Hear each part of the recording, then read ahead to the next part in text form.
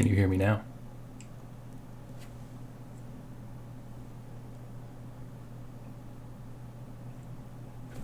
Perfect. Excellent. Well, sorry about that, folks. I don't know what happened with my OBS settings, but hey, there's a first time for everything in terms of making some sort of mistake. So let me start over. Welcome, everyone, to another edition of Bag of Giving. It is delightful to have you here. Thanks for joining. If you don't recognize my dulcet tones, my name is Brandon Crilly. I am one of the co-founders of our little enterprise here for Bag of Giving, alongside my friend and fellow author, Michael R. Underwood, who I can already see in the chat, and he is excited, as I am, for messy teenage monster drama, which is what we are here for tonight, for tonight's one-shot, which is Monster Hearts. And if you're not familiar with Monster Hearts is a game inspired by shows like Buffy the Vampire Slayer and Vampire Diaries, and Ginger Snaps. This idea of teenage monsters who are, dealing with the fact that they're monsters, but also dealing with all the usual stuff that happens in high school, which is all wonderful and not terrible in the slightest. If you've watched any of our previous one-shots and you enjoyed Masks or Tales from the Loop, you will probably enjoy this. And thank you for joining, everyone. So per usual, we've got a giveaway on this month. We are once again supporting Max Ottawa and Trans Texas, two communities, one of which is local to me here in Ottawa, one of which is based out of Texas, and both of which are advocating and honestly fighting for the rights of LGBTQ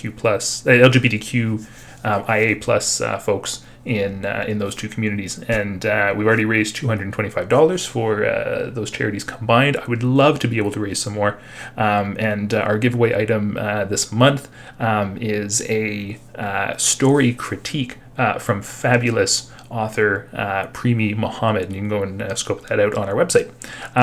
But yeah, I'll talk a little bit more about that after our break. I want to get right into our game, so I'm going to turn things over to our lovely players who are currently sitting in the Zoom call, and I probably just interrupted in the middle of some sort of conversation.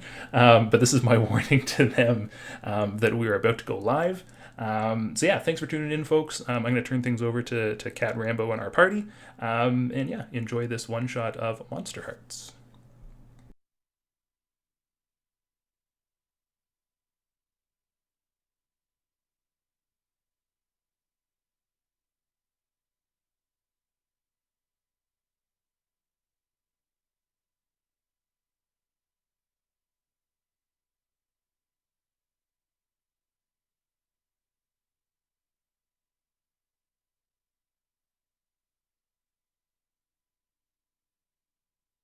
Players, including Delilah Dawson, Dave Ring, Brandon O'Brien, and I guess including means there should be other people. We'll just think there's lots of invisible hordes there. We'll go till about 10 p.m. Eastern time. We'll see how far we get. I have a whole 3-act thing worked out, but you know how games are. Sometimes time goes wonky, as we know. But let's go around and start figuring out the characters. And so we'll go around and have each player is going to describe their character briefly, kind of say who they are and their look, their origin, what their family life is like, and just kind of get a feel for them. And then once we've done that round, we'll begin establishing what they know about each other and what their connections are. Dave, tell us about your character. Sure. So I'm going to be playing Iggy the Ghoul, and I'm imagining that I'm a field hockey player. I don't personally, I've never actually played field hockey, so okay. Apologies for the verisimilitude that will be lacking in this role.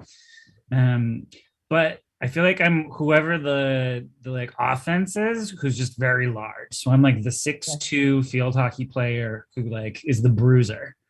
And then I have this whole goth aesthetic and a very bad attitude, a lot of feathered hair, and like an all black uniform, which maybe is not totally up to code. And then, yeah, and I'm the ghoul, and I just died, and we'll figure out how that impacts things shortly, I guess. Okay, awesome. Brandon, how about you?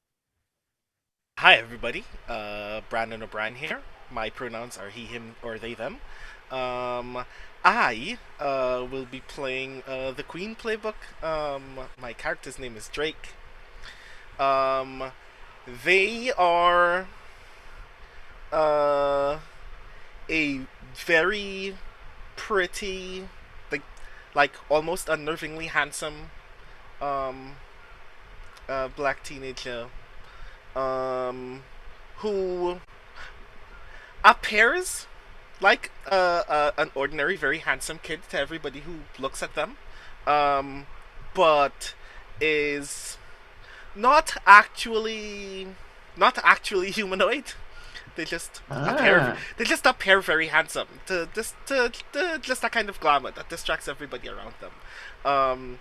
They're an alien presence that just kind of appeared in this area a while back and started amassing followers in this school, and we will learn more about why, I guess, as this game continues. Oh, that's awesome. Okay. And tell me the character's name again. Drake. Drake. Okay. All right. Delilah, how about you? So I'm going to be playing Lyra the Fae. She looks like Anya Taylor-Joy because I saw The Northman this weekend and was like, I could stare at her all day like a Picasso, like something ain't right, but I can't stop looking at it. So I figure she must probably be a fairy of some sort. So Lyra is her family that she's living with thinks that she's like a foreign exchange student. They can't quite tell if she's from France or Portugal or England. But she is a full-blooded fae who is staying here and pretending to be a foreign exchange student. Beautiful, kind of manic pixie dream girl, except she gets easily distracted and bored and wanders away, and very puckish and kind of liking to start mischief. So she's, in drama club, but doesn't ever seem to be playing a part, and no one can quite figure out why she's there, but she is always there for the drama. Okay, awesome. All right. So let's start going around and figuring out how you know each other and what your connections are. And so I'm going to start with Brandon because we already know a little bit about Drake's background. Fill us in some more, Brandon. What else? What are the connections here? So the juicy part of the Queen, obviously, is that I have a clique. Yeah. So I have a small gang of other students who are somewhat connected to me, mentally and otherwise. So, like, the very easy to answer to this question, I think, is that I think the connections that I have with most other people are through them. Because I probably use these kids to just, like, develop relationships with other people. Right. Often in the hopes of actually assimilating them as well, but probably not all. I probably do not always succeed. So, I'm kind of curious in particular whether that means that I have tried assimilating one of you, or more loosely, that I have potentially made like some promises to at least one of you, that my gang can do a thing for you if you will do a thing for me as well, but I don't know what that might be yet. Okay. Then we'll keep going around and we'll start developing that, I guess. Then so Delilah, how about you? What kind of connections do you think you're going to be making here, Lyra? I mean, now I'm wondering if maybe Iggy and I both want to be like prom queen, and that's a thing that there could be machinations around. I like that. Is that?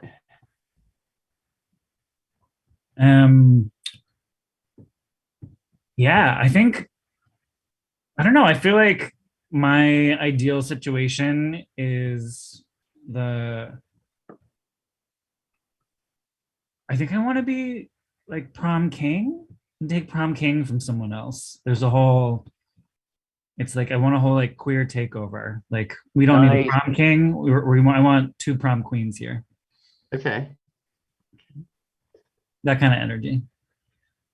I am very pro prom liege. There we go. Yeah, just one. And then it's like a battle to the death. This is Yeah. the like second wave versus third wave feminism tension that we Yeah. have here. Yeah. Mhm. Yeah. Okay. And so you've all run into each other before. Do any of you have any fondness or connection with each other? Any positive stuff going on? Well, one of my backstory things here is that did anyone watch you die? If so, you gain 2 strings on each other. So I would love for one of you to be somewhat responsible for the fact that I died last week. So if there's any volunteers, I'm open. I think this is very ripe on both sides because I'm very mercurial and the queen will push anybody into traffic. Yeah, So- like I do think I was probably driving the car as opposed to like just accidentally involved in whatever it was. Like I feel like there was a tempting fate element to it, but So this fits in with something in the scenario, which is that 2 students died a week ago. So I'm going to say that you were in the car with them, and perhaps it's up to you if you were driving or not. But the 3 of you died, and you're the only one that came back. perfect. Does that work? Yes, absolutely. And so I- which one of you dared me to do whatever stupid thing I did is what I want to know. So one of my backstory things is you find someone threatening, give them a string on you and take a string on them. So what if I just tried to get rid of all of you? Yes. Yes. Love it. Okay. This is getting very tricky already. I love it. I like this a lot. Okay. What else in people's backgrounds? What other strings are you thinking of, or do you want to establish? Are there any that you want me to supply an NPC for? Or what are your family lives like? I'm very interested in this. I could see as an NPC, like the person that is in charge of choosing like the people available for the prom liege. Like that person that's like the good girl, the impartial type A person who's like, we have to do everything just right and get all of the, proper votes in and do everything just right, and us trying to like tempt or threaten them into getting what we want. Okay. I've got her down. All right.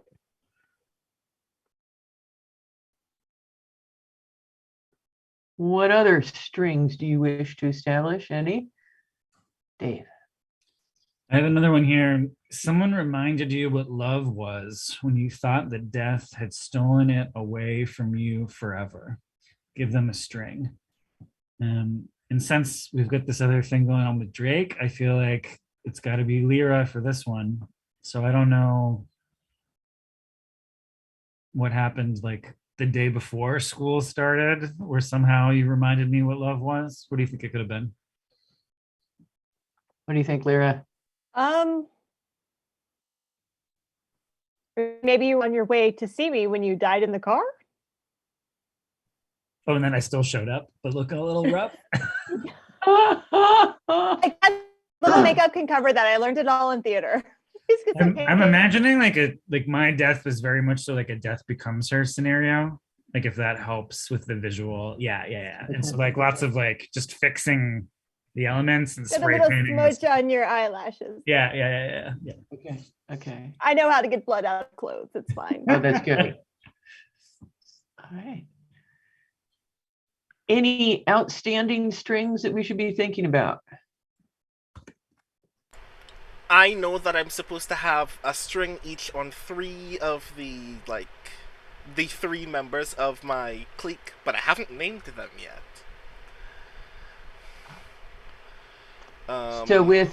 Do you know who that you have names for those 3 members, or shall I pull them up, or? I I have names for. So I'm intrigued by the idea that two of them are twins. So Oh, good. Okay. they're named Abby and Gabby because I hate it when you do that to twins. Yes. Um, and one is named Stephen. Stephen? Yes. And I'm trying to think what kind of like what the strings might be. I think it'd be kind of cool if you had Abby and Gabby somehow at odds with each other due to something to do with Drake.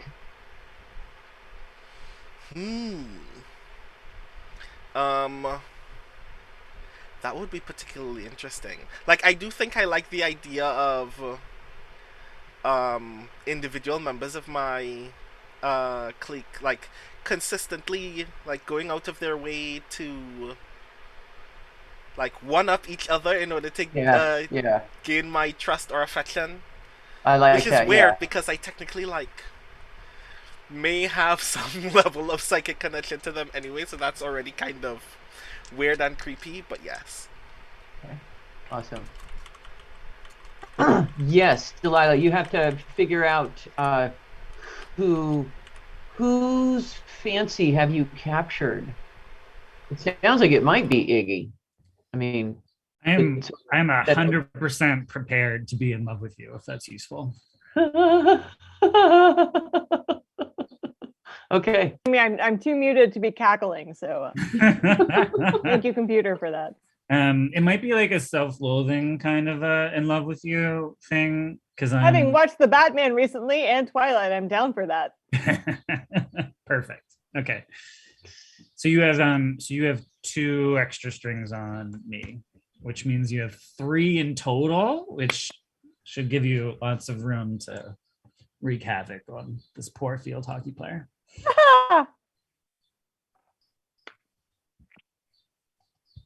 And I have to give everyone a string. That means that I have like reasons that I owe them. It's kind of this loose conceptual thing. Like, we've got something on you, but like you don't have to get too in the weeds about what it is. Okay.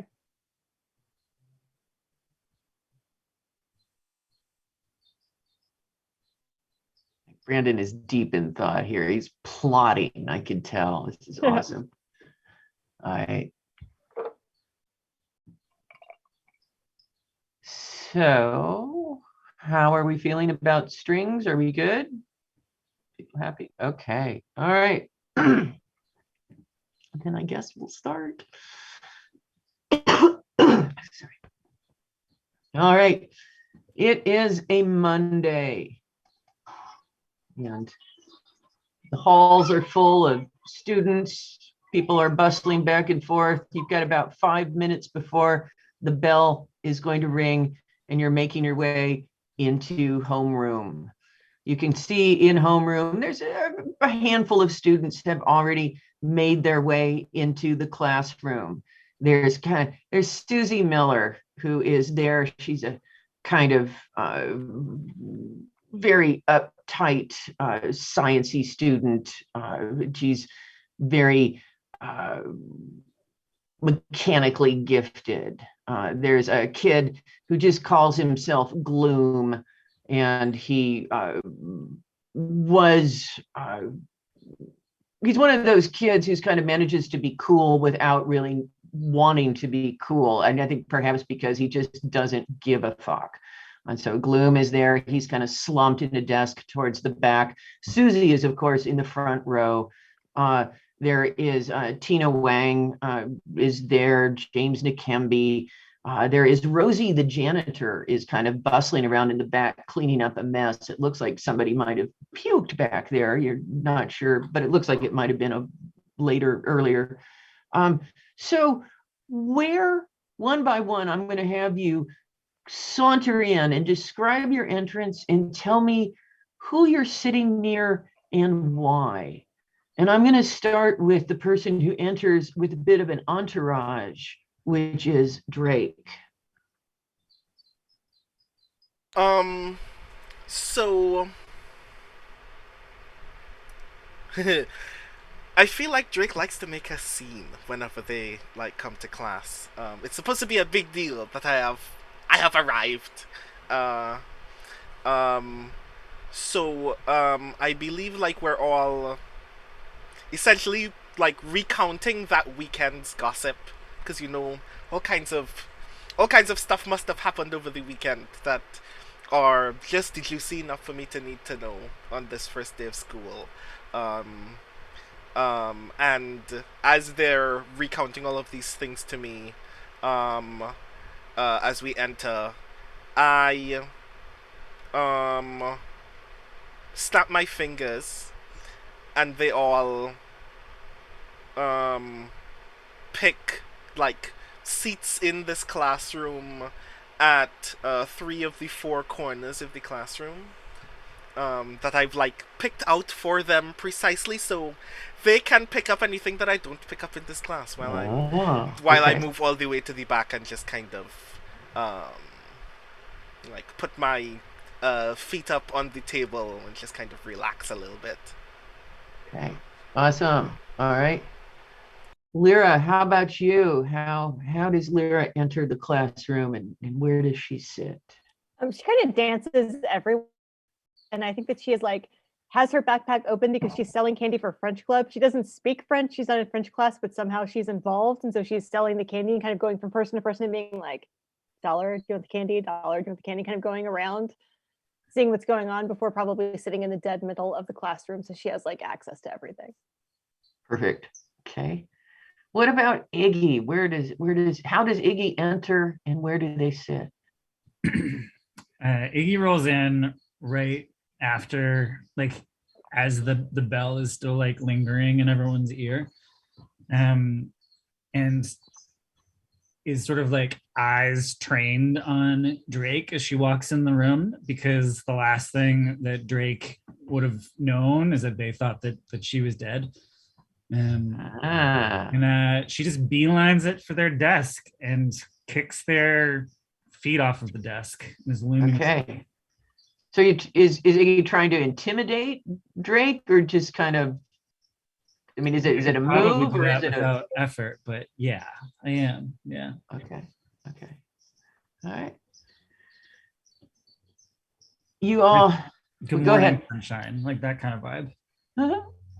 Does Drake react at all to that? Drake smirks and just kind of softly says, like, just enough so both of us can hear, if you're going to make a scene, you should probably be sure you want other people to know what it's about. And I like hook my foot on the back of their chair and just start to lean. And that way we're like a little bit further and you'll go flat. All right. I feel pretty good about it. Is there a reaction to that? Sorry, go ahead. I want it to seem as effortless as possible that I am making sure that you don't let me fall. I should roll for that, shouldn't I? What would that be? 'Cause I think it would be hilarious as hell to let everybody else think that this is us flirting. Yeah. Oh, yeah. So I highly suspect that I should be rolling with hot. I like that. And I'm actually going to roll 2 physical dice because I have physical dice with me. Oh, because very we're nice. not using Roll20. So are you like smizing at me as I try to bully you? Is that what you're doing? I am. All right. I'm trying to annoy you, but I don't want anybody else to know. Oh no, I rolled a 3. And my hot is 2, so that's 5. So that I still did not do very well. You did not do very well. So what does not doing very well look like? I think I mean, I fall, but I think I fall like so obviously like hard and embarrassingly that everybody just stops what they're doing in this class and looks Oh at yeah. me. Okay. Yes. You fall on your ass, and suddenly there is dead silence, and every member of your entourage, their heads snap around, and you can see they are not particularly happy. And in fact, one of the twins starts to kind of rise from her seat and then sort of sits back down as though to kind of wait and see what's happening.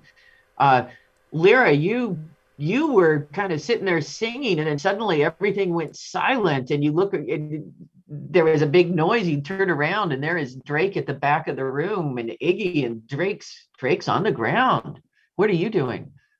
I'm eating the candy I'm supposed to be selling, watching this like it's popcorn.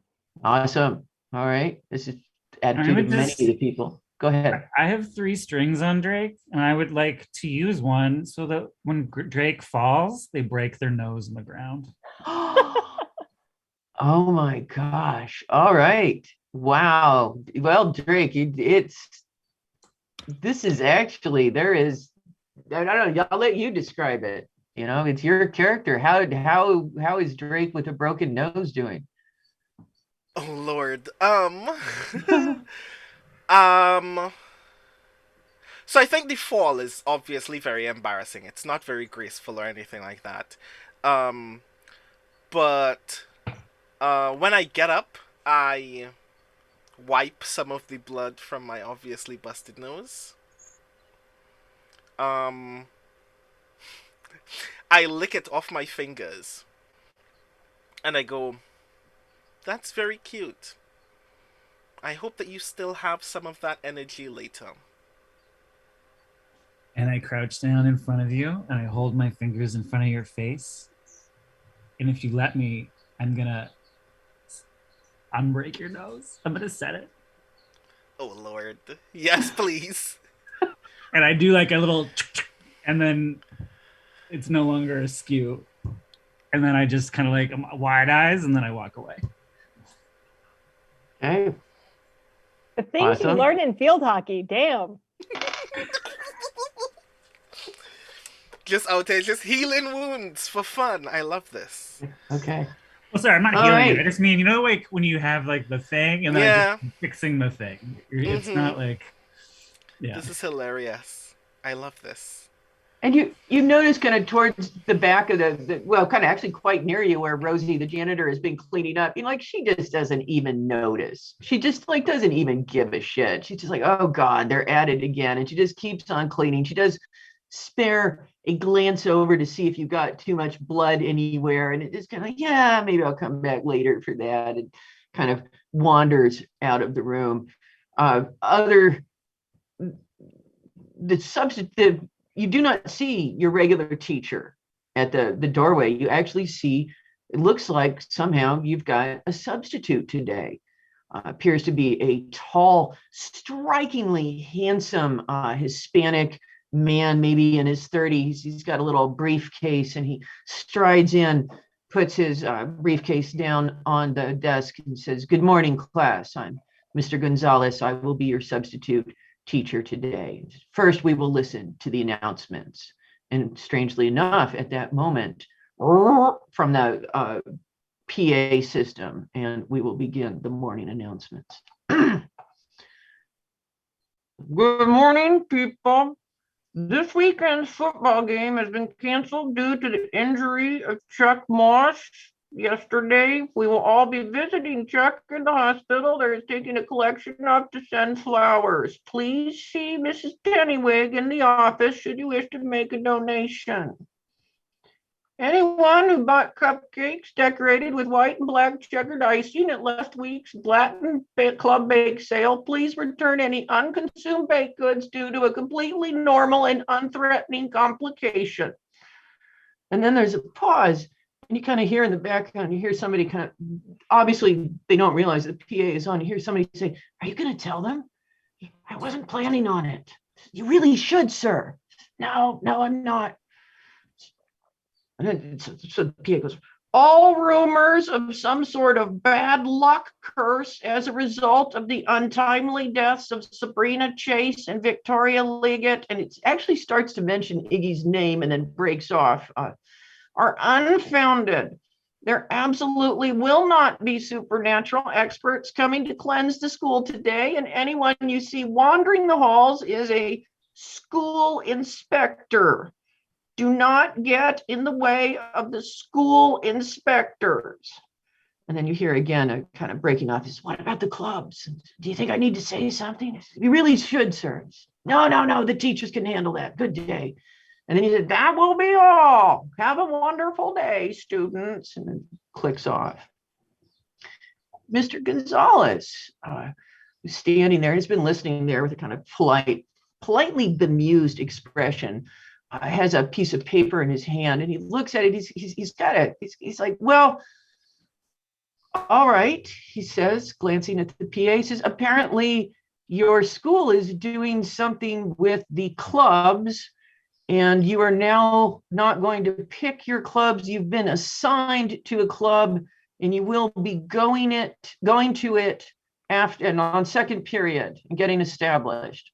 And you see, everyone is kind of like a little freaked out by this, because this is totally, there are the clubs at school, but people get to pick them. They don't get assigned to them. And so I'm going to go around. Lyra, this might have implications for people in drama club. What do you think, and how do you react? It seems like something is, I like change and I thrive on change, and it seems like this is going to cause an uproar, which is very fun to me. So it's kind of like, okay, where do we go? Like, I already belong to clubs I'm not even in somehow. I don't play chess, I'm in the chess club. So it just seems like a fun chance for mischief. So it's like, okay, well, let's see where I get assigned and what kind of damage I can do there. Okay, perfect. All right. Iggy, how about you? How are you feeling about stuff? I would just be going to like the fake, like we just call it like Mr. Moore's room. It's like the club where we watch movies and or eat snacks, whatever. So I don't really care. Okay, fair enough. You won't miss Mr. Moore's room.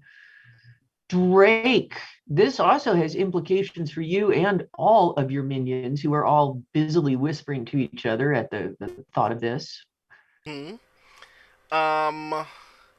I am mildly worried, but seeing as I don't know what it means yet, I'm trying to play it cool and see if I can find more information before I settle on the idea that this is good or bad for me yet. Perfect. All right. So he begins reading off names and tells each of you the club that you're going to be going to in the next period. Strangely enough, all of you are going to yearbook club. You're actually yearbook. I don't know that I have any of you had any experience with this at all, or any rumors that you've heard. I mean, one year I tried to steal all the pictures and kind of mess them around so they were with the wrong names, but the editor caught it. She might remember you. Okay. Anybody else? Yearbook? Well, I mean, Drake is probably, I don't know. This is actually a potentially good opportunity for me. I'm fairly popular enough that I think that for the sake of actually getting the yearbook done, this would be a pretty cool assignment. But also, this is an opportunity for me to get to interact with most of the other student body if I ever wanted to, I don't know, assimilate someone else. So okay. that might be handy. Okay. Iggy, any? I don't know how I feel. It's like these kind of social maneuverings are usually more complicated than I am good at. So we'll see. All right. So he tells you that you'll be going in the next period to yearbook club, gives you the room number. It's up on the 4th floor. Lyra, you actually notice you've lost something. You've lost a piece of jewelry that you particularly treasured. What is it? And why are you bummed that it has vanished? You had it this morning. Where is it gone?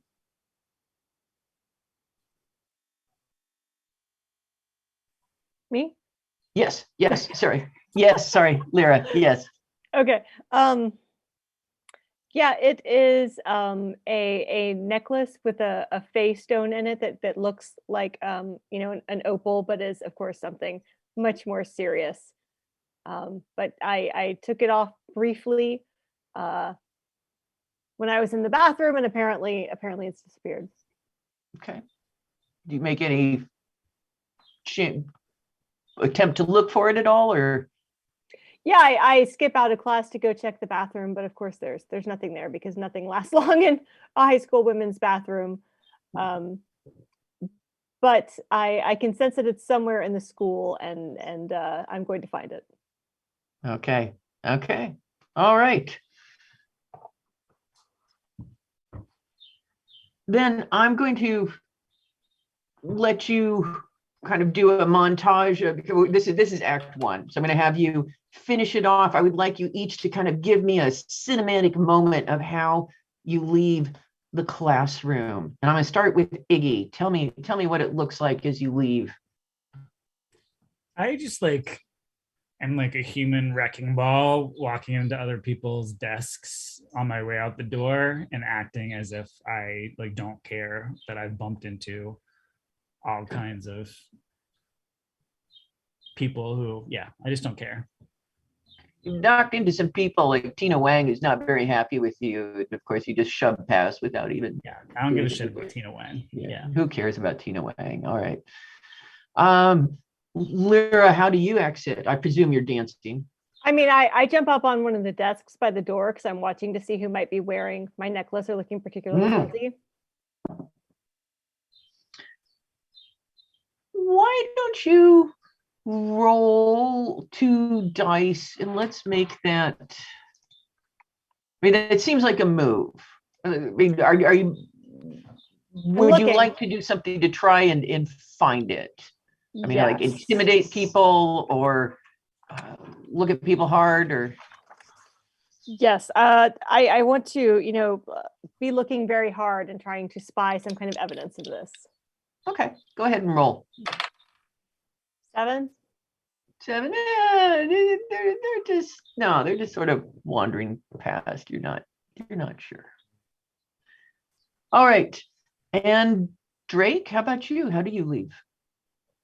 I am sauntering out of the room, trying to mostly make up for the previous embarrassment by trying to play it as cool as possible. As cool as but I do stop very briefly at which I imagine that the person that is sitting at the corner of the classroom that is closest to the door is Abby. Okay. And I just lean in close to her ear just as I'm about to leave. You'll keep an eye on anything interesting that pops up because of those announcements, won't you? And I just keep on walking before she can even reply. Okay.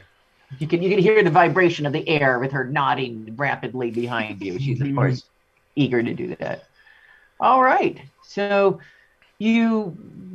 I'm gonna presume you make your way immediately to the room where your book club is. Actually, do you guys want to take a 5-minute break? I had planned for a 5-minute break, so I know it's very rapid, but I'm gonna give you 5 minutes to quick run around, stretch, grab water, whatever you need to do.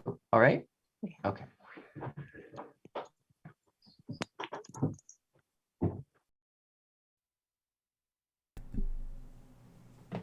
All right, and per usual, a break for the stream is break for the stream is of course a break for you folks. We'll be back in about 5 minutes or so for some more hijinks.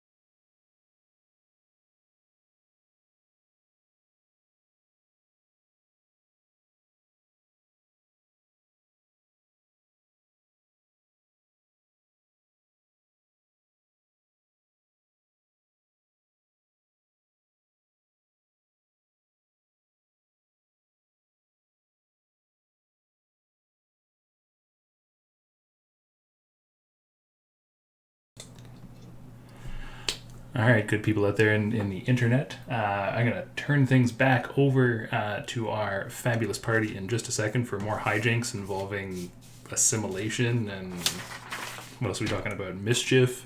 And I was saying to Cat on the stream, or sorry, on the Zoom call that the voice of the principal reminds me far too much of my day job. Just a little bit too real. But yeah, we're going to dive right back in. I'm going to transition back to our team. And yeah, don't forget about our giveaways. You can go scope it on our website. Our story critique from Premi Mohammed is our giveaway item this week. So yeah, go scope that out. Without further ado, I'm going to turn things back over to our players. I think a story critique from Premi would be pretty worthwhile. All right, so we begin Act 2. You're out in the hallway. People are coming and going. There's shoving, there's jostling. There's a lot of talking about this weird thing with the clubs. Nobody quite knows what to think. And there seems to be a lot of people headed in the direction of the yearbook office, oddly enough. You do, though, as you're walking along through the hallway, you see a trio of what could only be school inspectors. How odd! It's a two women and a man. They're all in black suits. They've got mirrored shades. They've all got little briefcases. They look very official and very mysterious. And they're walking along. They're looking at everything. And in fact, you kind of they stop in front of one of you. And in fact, they start in front of Iggy, and they say, can we ask you a few questions?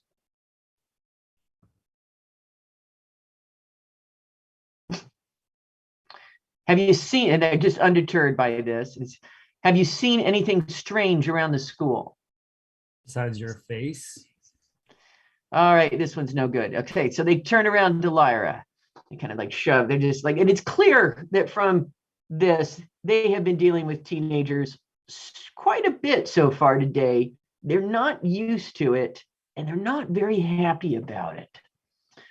All right, Lyra, they stop you. Can we ask you a couple of questions? I mean, that's the first one. God damn it. All right. Have you seen anything strange around the school? I mean, it's a high school. Everything is strange. You're strange. You're the strange ones here. Have you seen anything strange around the school? They just sort of, they nod and this kind of lets you go along. And you hear one of them as they're going behind you says, we need to figure out a different way to communicate them. It's like we're talking to aliens. Like, let's talk to that one. And that, of course, is when they turn and stop Drake and begin asking exactly the same question. So can we ask you a couple of questions? Yes, of course. Anything that you need to know. Oh, what a relief. Have you noticed anything odd or unusual around the school? Not more than usual. I mean, today in particular, there were, there are a couple of strangers walking about that seem to be putting some of the other students on edge. I'm not sure if you have seen them walking about in jackets and trousers, and seeming to ask all of these weird questions about whether they've seen anything afoot. Very stranger danger, if you ask me. But beyond that, no. Not more than usual. Why do you get blood on your face, kid?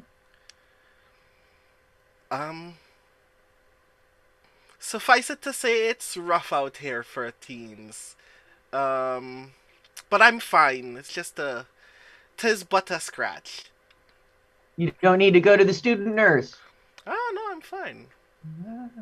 Okay. They go on. You see them bothering other people with about the same degree of success pretty consistently. Like nobody is but you do begin to think, all of you, about this thing about what was said on the announcements about bad luck. And it does occur to you that there has been a lot of kind of strange bad luck around the school. And in fact, Iggy has a pretty good example of very bad luck. Iggy, how do you think back on the moment of your death, and we get a little flashback. Do you want to give us a little scene of your death? Yeah, it's raining, neon lights on puddles, shit talking. Someone keeps changing the channel. It's like we've got my parents are like really into Sirius radio, and like everyone is just like, where is there anything good on here? And no one can find anything good. And there's like a sunroof, and so it's like people are taking turns like sticking their head out of the sunroof. All right. And then there's the squeal of tires on the road, and the crash and the screaming, and me dragging myself out of the wreckage into a ditch. A painful moment while leaving poor Sabrina and Veronica behind. All right. I guess that was their names. That was their names. It was they were good friends. Yeah, they're dead now. Yeah, whatever. All right. Lyra, do you remember a moment of bad luck that's happened to you lately that you want to tell us about? Is this us or the people in the suits? What? Are we talking to the people in the suits? No, this is the game. This is kind of as the narrative. Each of you are thinking about a moment that you've had bad luck. I mean, I lost my necklace. That's bad luck. You lose your necklace. I was also at one point waiting to see someone and they got in a car accident and died. That was bad luck. That is bad luck. Okay. And then I found a dead black cat, which seemed like a lot of bad luck. It seems But like I a huge amount. put it in the principal's car, so that was better luck. How recently was the cat in the principal's car? Just for sake of narrative consistency, if I need to factor it in. I mean, in the last week, but I don't really hold the Last week. calendars. Okay. The moon's either full or it isn't. I don't know about this middle stuff. Okay. Sounds good. Drake, how about you? What instances of bad luck? Maybe not to Drake, maybe to one of his entourage. I don't know. So I didn't come here alone. I came to this town with a mother figure. And we were kind of doing fairly well, assimilating most of this town. At least getting people to like us and tolerate us enough that we could continue laying low for a while. But an error in judgment that my mother figure made, trying to assimilate a neighbor, led to them fleeing. Oh no. So that was particularly stressful when it happened. It could have ended in bloodshed. I could have either lost my mother figure, or worse, we would have had to off this neighbor and have to justify how that happened. And for the time being, it just kind of got spun as it's like they were drunk and they got in a fight and then left. But now I'm here by myself. And who knows how badly that scene can still end up for me if somebody decided to ask questions about how that went. So just so I know, kind of like, what are the mechanics of this assimilation? Like, what does Drake do? Essentially, there is a part of my I can like break off small parts of my body, and if it enters your body, then you slowly start becoming a part of me. I hate it. Yeah, that can be as very simple as if I put something in your food or drink, or if we kiss, which is my particular favorite. Okay. But other than that, however it works, if I have to find ways to force a part of me into you, then so be it. For Okay. the furtherance of my species. Of course, I must do what I must. All right. This is an image of Drake breaking off bits of earlobe or whatever to put in people's food. It's amazing. It's not as All right. forceful as breaking. Sometimes it just kind of falls off. Sometimes you kiss me and you don't notice that something Okay. solid just entered. Is that a tooth? Oh, all right. Well, we're going to have to see this in action at some point, I'm pretty sure. All right. So you get to the yearbook office. It's up on the top floor, and it is jam-packed. There seems as though a great many people have gotten assigned here, perhaps even a disproportionate number. You can see that Mike Laymore, who is the head of the yearbook club, is just beside himself. He's directing people around. He's kind of getting off on it a little. Mike's kind of that way, and you can tell he's like, yes, of course they're here to be in yearbook because yearbook is the most important thing.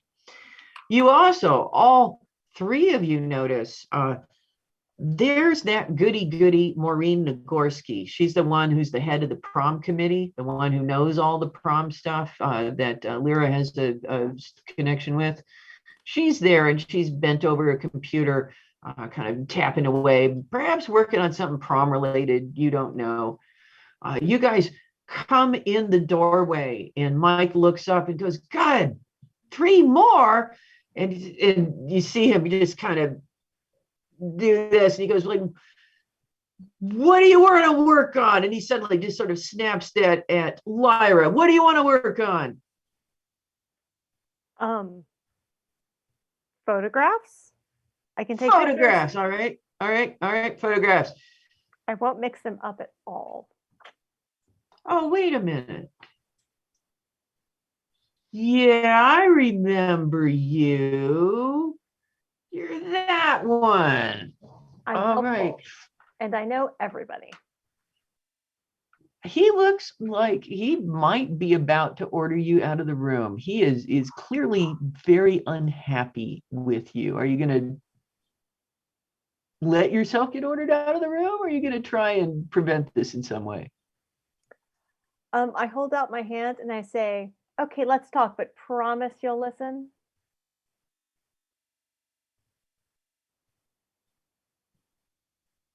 Okay, he says.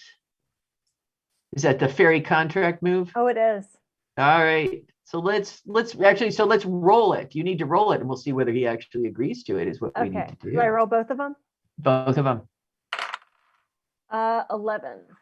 And you add whatever you have in, is it hot, I believe. So that's 2. So he does actually say yes readily in a way that you see his eyes kind of glaze over a little. So how are you, what's happening with that? I just told him to listen. Okay. And so I tell him, I am going to do the best job I can for you. I'm not going to mess anything up on accident, and I'm going to be your very best photographer ever. He sort of glazedly says, yes, my very best photographer, very best photographer. And you kind of, and you can see like a couple of his friends in the back are like, but Mike he's a bossy guy. They don't want to get in the way. All right. And you see him kind of shake himself, and he kind of, and he turns to Iggy and goes, okay, what do you want to do? I'm doing photos too. We're gonna do candids. Say that last word again. We're gonna do candids. You're both going to do photos. Yeah, I have to get people to sit in the right spot. All right. Okay. Turns to Drake. Drake. Oh, and he's Drake, and he's like, you can tell he likes Drake. Drake he's like, Drake, it's nice to see you, Drake. You guys don't know why, Drake. You know that you actually have assimilated him quite some time ago, and he's one of yours. Do you think there's anything that you might like to do? Can we, would you like me to send somebody to get a glass of water? Oh no, I'm fine. I'm fine. But, of course, if there's anything that you need from me, you can just let me know. I'm at your disposal in any way that you require. I just want to make sure that the yearbook comes off okay. I'm not sure if there's anything else for me to do. Perhaps I can do some of the editing or some graphic design stuff. Anything that you need me to do. Oh, that's just so wonderfully typical of you, how ready you are to just hurl yourself into the fray. Says, I know what I'll do. I'm going to send you with these two to do the photos, and that way they can do most of the work, and you can, maybe you could supervise them or something like that. Does that sound agreeable? Oh yeah, I love that idea. In fact, there are some specific kinds of shots that I was hoping that we could line up for this year's yearbook, just so we could make it just a little bit funkier. But we'll see how that goes. Thanks so Oh, very okay. much. All right. And you can see he's still kind of a little glazed from the Lyra encounter, little dazed and confused. But he tells you that he does actually have an assignment for the three of you. It turns out Rosie the janitor makes sculptures, and he wants you to go down into the basement and take some photos of Rosie's art. That will go into the yearbook. It'll be a special feature. Um, I'm going to presume you all agree to this, or if anybody wants to object, now would be the time to say your surly words of objection. Were you targeting me with that one there, Cat? You're all teenagers. I mean, this guy is deeply punchable, especially the way that he's like pandering to Drake, but it's kind of got my hackles up, so I'm just going along with it. Okay. Lyra and Drake, you're also good with it? Mm-hmm. I'm here for Rosie's art. Okay. All right. So you can see everybody else in the room just keeps on working. You see Marina Zagorski's just clicking away. You're all kind of like, what's she doing? But, prom stuff, surely prom stuff. All right. So you make your way down to the basement. This is a big old school. It's one of those big old schools that was built kind of around mid 50s. There's a lot of brick, a lot of smell of industrial cleaner. There's a lot of echoey stuff. This was a fallout shelter at one point. There's still the fallout shelter signs up on the walls. Hello, excuse me, like grab. Are you good here? No. All right. And it's dark, it's flickering. You can hear the kind of like the roar of the boilers off in the distance, and it's very warm, very kind of warm and moist. And he's told you to go down a particular room, and he says that's where Rosie has her kind of like little workshop. So you come to the blue door that you are supposed to come to. I'm sorry, I'm trying to grab the cat so she will not make quite so much noise. There is the door. What do you do?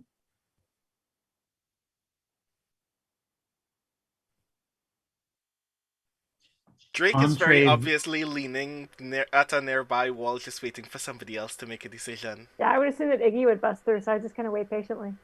Entrez-vous, Lyra. Oh, me? All right, I kick open the door. That's French for you go first. Yeah, no, I will open the door and let it swing open. I'm not just going to automatically walk in, but I will open the door and then kind of step back out of the side of the door frame in case there's something horrible there, like three-headed dog or something worse. Well, there is not a three-headed dog, but there are a bunch of these. It's a very large room, and there are all these, I guess you'd call them sculptures, but they're more like assemblages, and they are made out of trash. They are made out of discarded bits of construction stuff. There are, you see things like when the school got renovated, clearly some of the stuff ended up here. There's sometimes paper cuts. There's, and you can see actually you can see like what looks like kind of like discarded student trash here and there in the assemblages. They are huge.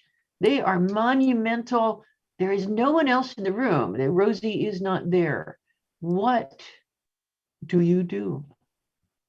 I look for my necklace for one thing. Ooh. Tiny around. I have the camera and I just sort of gesture to the other two to stand in front of the sculptures so I can start taking some photos. Okay. Lyra pays no attention to you. She's off looking for her necklace. That's Kind of vogue with the sculptures. Drake, what are you doing? I am ignoring Iggy. Just kind of like idly looking at the sculptures, trying to figure out, like, do they all look very obviously like the only trash that was used to make them came from the school, or does it look like they may have come from other places? It looks like this is trash from all over, but I would say at least 75% school trash. How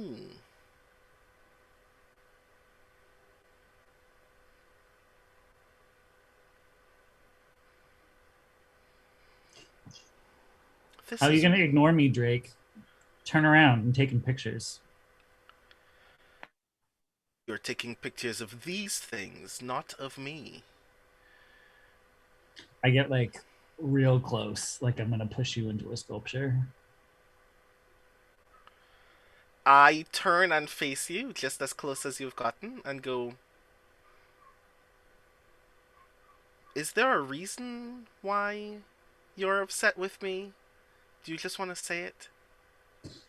And I lean in real close and I start repeating all of the like sensory detail from the crash, like all the little fights we were having with Sabrina and like that stuff that he said beforehand that like got her all riled up in the different stations on the thing, and the feeling of the car like crumpling around my body. And I have this move that I remember every detail of my death. When you tell someone about it, give them the condition morbid and roll to turn them on with cold. Awesome. Oh my god. And I rolled a 10 plus 1 is an 11. Jesus Christ. So he's turned on. Is that what we're saying? Or is it? Okay. Oh, Drake, Lord. this is gross and unbelievably hot.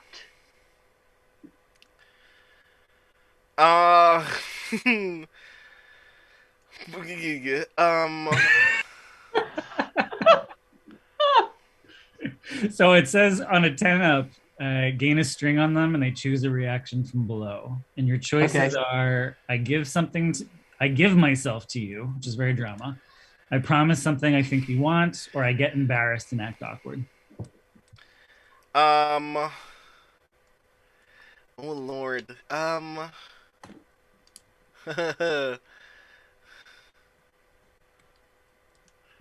What do I want to do? I want this to be so drama, though. God, I think I give myself to you. All right, I think so. I think we're creeps making out in front of a weird statue in the basement. All right. Good Lord. So Lyra is kind of rummaging through the statues, looking to see if she can see her necklace. You two are making out in front of an enormous statue. Lyra, you think that you actually see your necklace kind of like up on the top of maybe 12 feet or so up. And as you kind of turn around, you notice that actually the statue in back of Drake and Iggy seems to be moving. What do you do? You guys, I hate to break up this grotesque makeout session, but there is a monster Voltron kaiju behind you that is not real excited about this.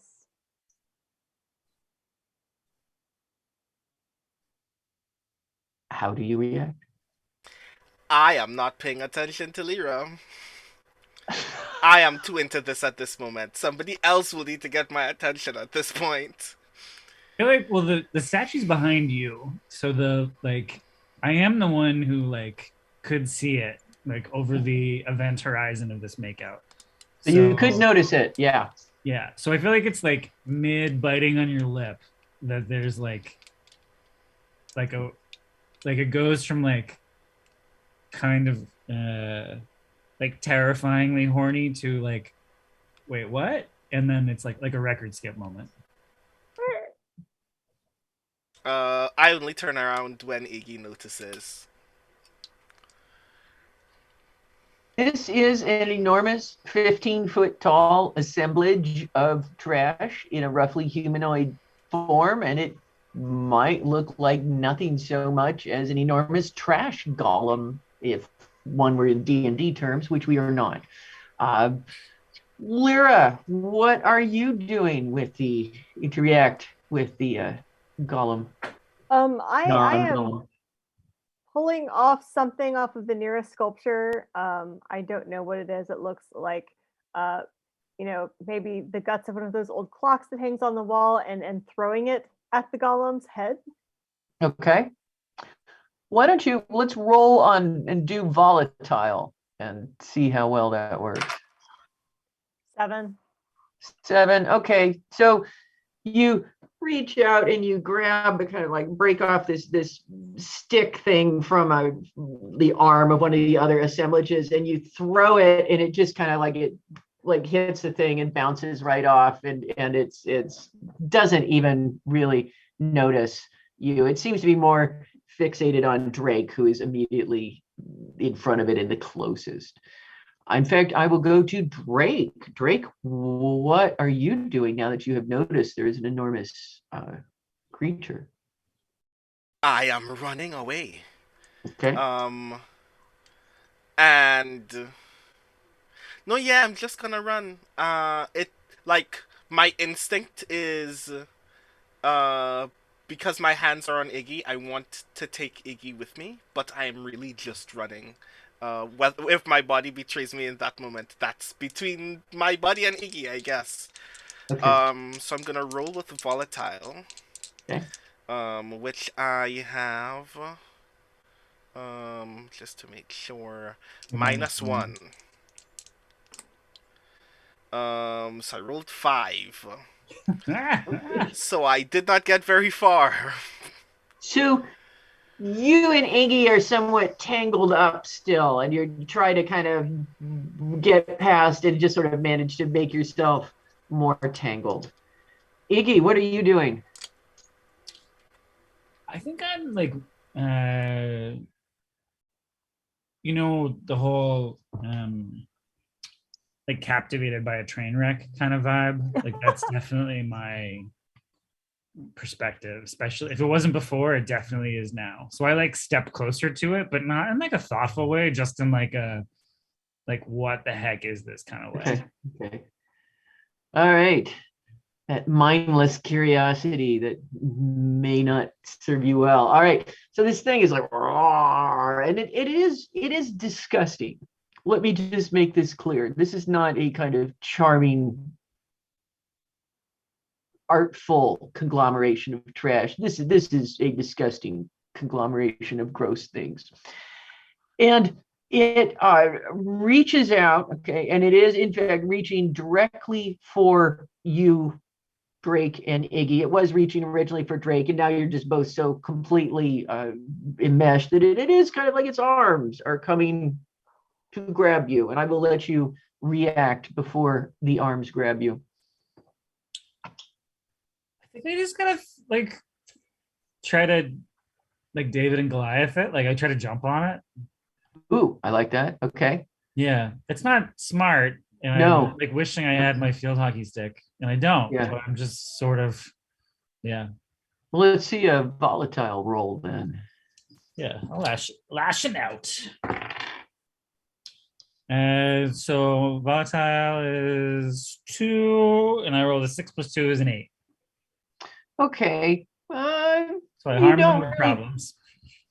Describe for me the ineffectuality of whatever it is you do. Well, like if I do any damage, I'm sure that I'm getting torn the hell up at the same time because I'm just like in the belly of the beast, you know? Okay. Okay, so you basically you leap onto it and start trying to kind of like grab handfuls, and as you're kind of grabbing handfuls and trying to tear it, it is grabbing at you, and it is roughing you up, and you are actually kind of lucky that you're a zombie because probably a mere mortal would not be able to deal with this too well. It's probably exposing all of the like hidden injuries that I had wrapped up from before, which all are like where there should be like blood and guts inside, there's just like gaping void. Yeah, yeah.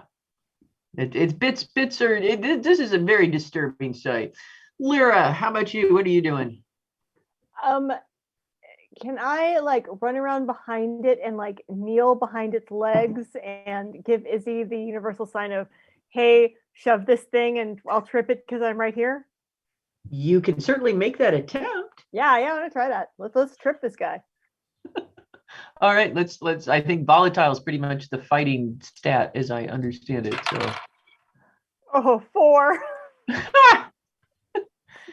So Lyra runs around behind it, and you can see she's making some sort of weird gesture, and actually she's so kind of making these noise that she doesn't notice the second one that is walking up behind her.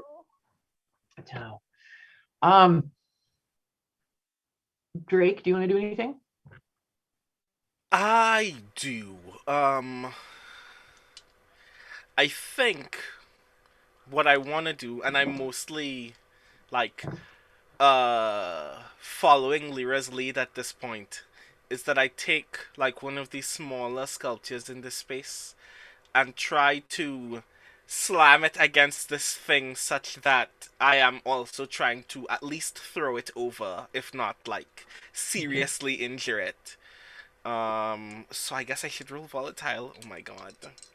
My volatile is -1. This is gonna go poorly.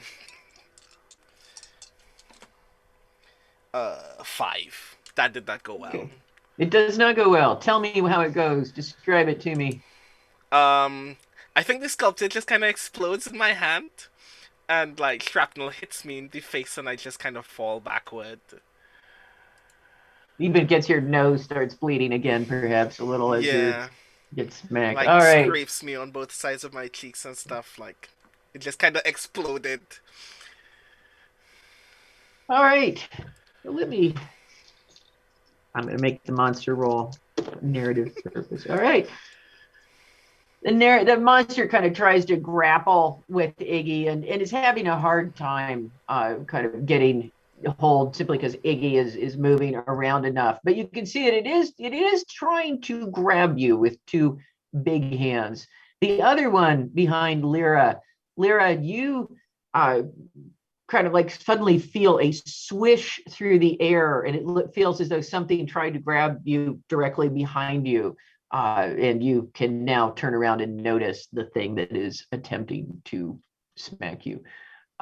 I don't quite know how to do initiative with this, so I'm just kind of trying to be fair and make sure that everybody gets a chance to go. You can let me know if that is not satisfactory. In fact, I'll let Lyra. What do you do? Oh, I run like hell. Okay. I've tried it. I failed. I run for the door. Okay. Bye, guys. Good luck. I'll be back with help. Don't hurt the camera. That belongs to Yearbook. There's a runaway move, Lyra. Yeah. I don't want to tell you this, but you're really bad at the runaway move. Oh no, but I was really bad at the fighting move. It's the same move. It's the same move. Oh no. But go ahead. Oh no. So I have to roll now. Oh Lord. Oh Lord, help. Oh, I dropped one on the ground. If it's a 6, you keep that. It's a 2, so I have a 7. You have a 7. Okay.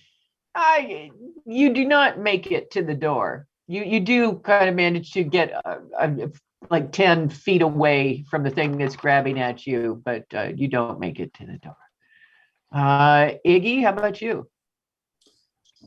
All right. I want to do this gaze into the abyss move. Because I feel like this whole violent situation is a lot like whatever turned me into the zombie thing. So I'm the closest to my like weird monstery self in this moment. So when you gaze into the abyss, name what you're looking for and roll with dark. So I'm looking for some insight into these trash golem creatures. I'm not good at dark, so we'll see how it goes. Okay. So 5 and a 1 minus 1, so that's just a Yeah. 5. So that's a Yeah. failure. You gaze into the abyss and see only trash, unfortunately. Drake, what are you doing? Okay, so all of us are kind of freaking out at this moment. So I want to keep my cool. So I'm gonna roll with cold to see if I can learn something about what's happening in this moment and make sense of it.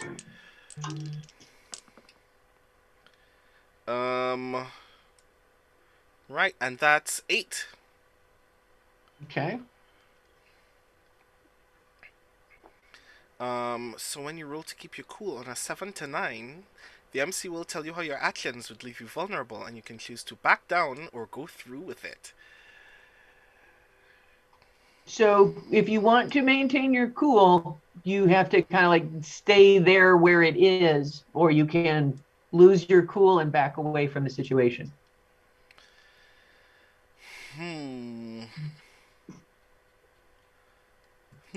Okay. Yeah, I think. So, like, everybody else is still freaking out. I'm still kind of freaking out. But at this point, I guess, like, the thing that I'm reasoning in this moment is if we leave, it's gonna follow us anyway, and that's gonna be a bigger scene. So maybe we do need to figure out what's happening here before we can go. So I think I'm gonna try to keep putting up a fight somehow. Okay. I'm gonna see if I can throw it down again. Okay. Let's roll volatile one more time, please. Minus 1. Ooh, 9. 9. Okay. So that's a success. Yeah. All right. So how does that look, that success? I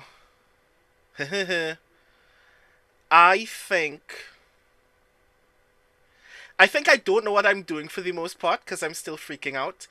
Okay. So I just kind of like lunge at the one that is still like pawing at me and Iggy. Okay. I just kind of like shove myself at it and hope that it will fall down backwards. Okay.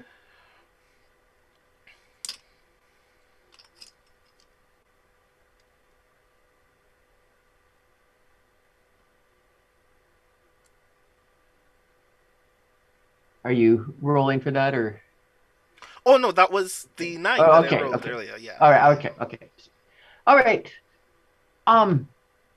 Lyra, you do notice that the one that is grabbing for you is the one that has your necklace way up there at the top.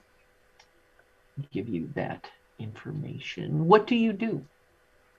Is there anything else in the room that isn't a giant trash golem? Like, are there ladders, rakes, brooms, anything? Oh yeah, there's all sorts of janitorial supplies and brooms and buckets and anything you can imagine.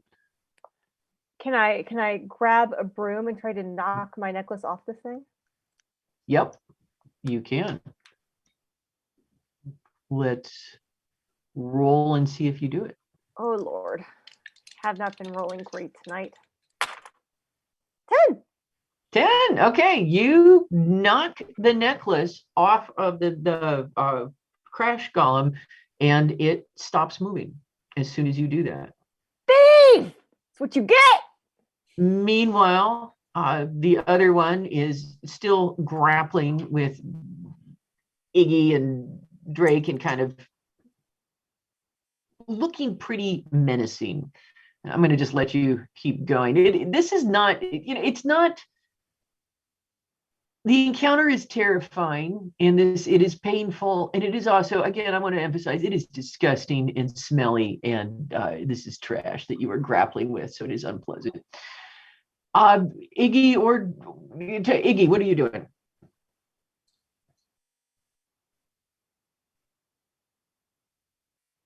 Feeling a little stalemated, but also I am deeply unpleasant and basically trash, so I'm not thwarted by that aspect.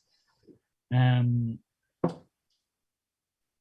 think seeing Lyra's success with grabbing this necklace near the top sort of makes me look up at the top of the one that I'm fighting, and I'm wondering if there's some crowning stolen thing. It looks like there's a pair of very expensive sunglasses kind of jammed in there. I think there's like so I guess I spring for them. Okay. Let's roll. It's a 12. Ah, wow. Okay, so that's spectacular. Describe how spectacular it is. And let's make it cinematic, because that's got to be a pretty good roll. I think it's like climbing up a moving monstrous thing, and there's some dramatic bits of pieces that are flying off it as I propel myself up, and then I have the gold in my hand. I don't know. Does it all crumble, music. or what happens to it? What? Does it crumble when I pull it, or what It happens? crumples. Yeah, it basically seems to lose whatever is keeping it cohesive. And you have instead a pair of Ray-Bans in your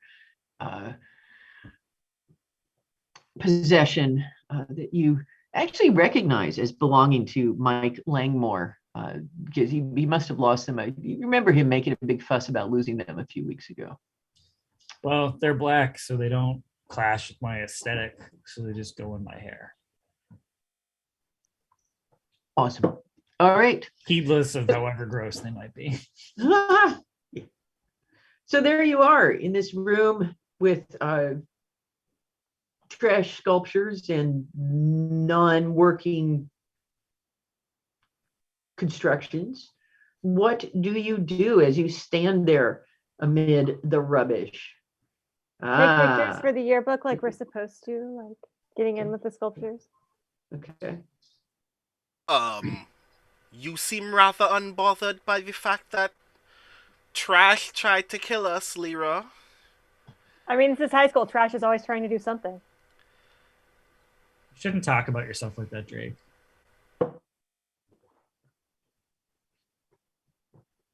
Very clever. Are we gonna talk about what just happened or not? Which part? All of it. Why are these things here? Why are they alive? How are they alive? Why was your necklace here? I feel like Rosie's got some questions to answer. So do I. Perhaps we could find her and ask them. Like now? I mean, I've got enough photos. If that's what you want to do now, we can go now. And I lead the way out of this room and... Actually, do we need to, like, search her stuff? Is this her office? Is there a desk? Do we need to, like, go through it? You want to go through it? I mean, if there's a desk that looks obviously go throughable, we probably ought to fully investigate before we go chase down someone who clearly is a psychopath making iron golem trash sculptures that attack children. Oh, so the rich girl wants to rifle through the school janitor's desk? Okay, Lyra, go ahead. Well, yeah, when people try to kill me, I feel kind of, justified. Oh, now the janitor's a murderer? No, they missed it because we stopped them with brooms. All right, they go tried. ahead. Okay. There is an old roll top desk kind of shoved up in one corner. It does seem to be locked. Anybody know how to unlock a janitor's roll top desk? Oh, but we can just bust it open, right? We've already done enough damage in this room. We can break a desk. We can blame it on the garbage. Exactly. So you break the I desk. grab a mop handle and just like lever the thing open. Okay, you smash, and of course it's old wood, and like splinters are flying, and it seems as though Iggy might be taking out a little frustration here as well, because it's, um, yeah. Actually, when you get inside, you can see there seems to be a lot of kind of odd things. There's like little vials of dirt and blood. There seems to be some chicken's feet. There's just like various, seems to be supernatural paraphernalia of some This kind. is the worst lost and found I've ever seen.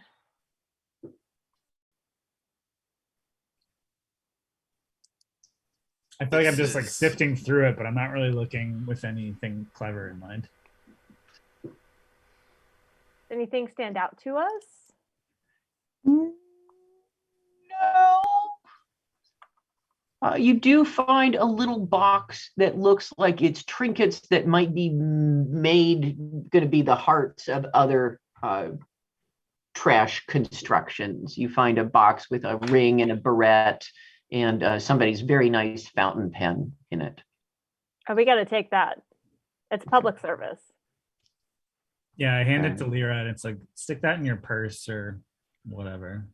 I have a fuzzy backpack like Cher from Clueless. Oh yeah. I love it. Mike, turn around and then I shove it in there for you. This can't go badly at all. Are we done being surrounded by the things that can still kill us? Because I have a lot of questions to ask this lady. You're such a baby. Let's go. And we head out. All right, you head out. Where are you looking for the janitor? Any particular place? When we left that one classroom, she was there, and not that much time may have passed at this point, so she should still be on that floor. Sure. Is the logic that I'm applying at the moment. And if not, we can go ask the principal to call her on the intercom. All right. Mm-hmm. So you head back to the homeroom, and you can see there's another class going on in there right now. It looks like Mr. Gonzalez is teaching whoever comes in the next room. You do not see Rosie in there, however. Is she anywhere on this hall? On this floor? So you begin searching up and down all through the hallways. You do not find her on this floor.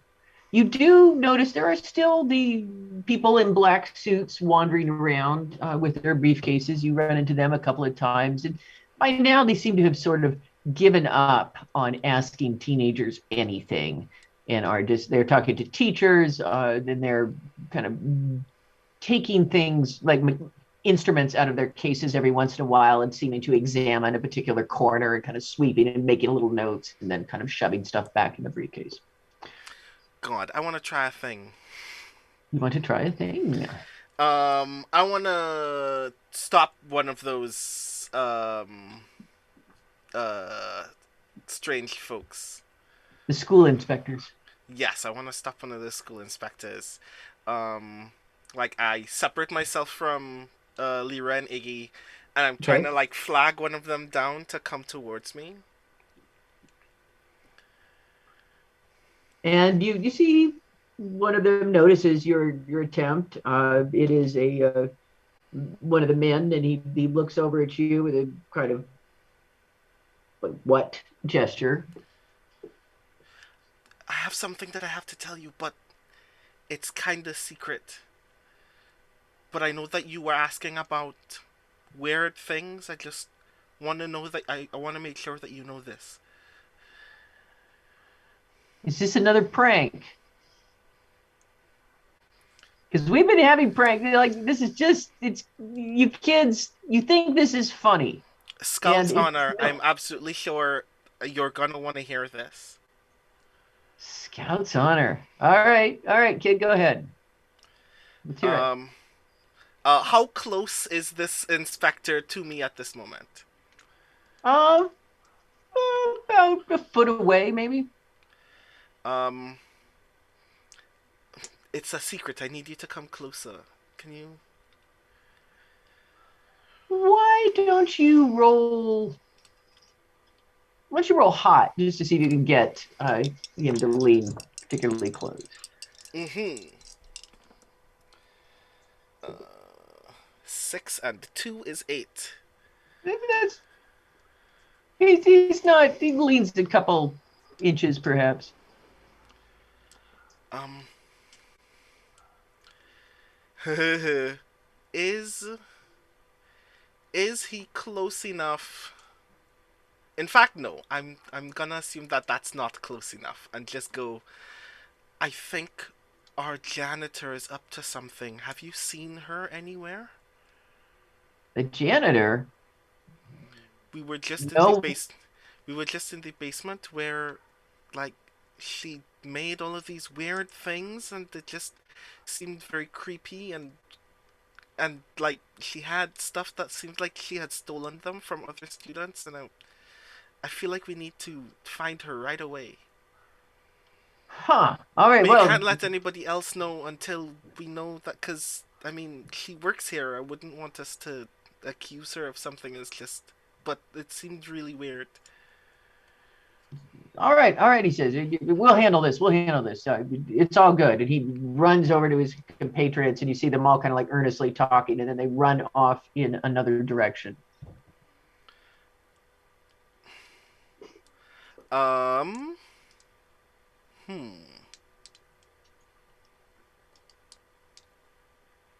Yeah, I think that's all I want to do for now. Okay. I do kind of want to... I want to follow them at some point, but not right away. Sure.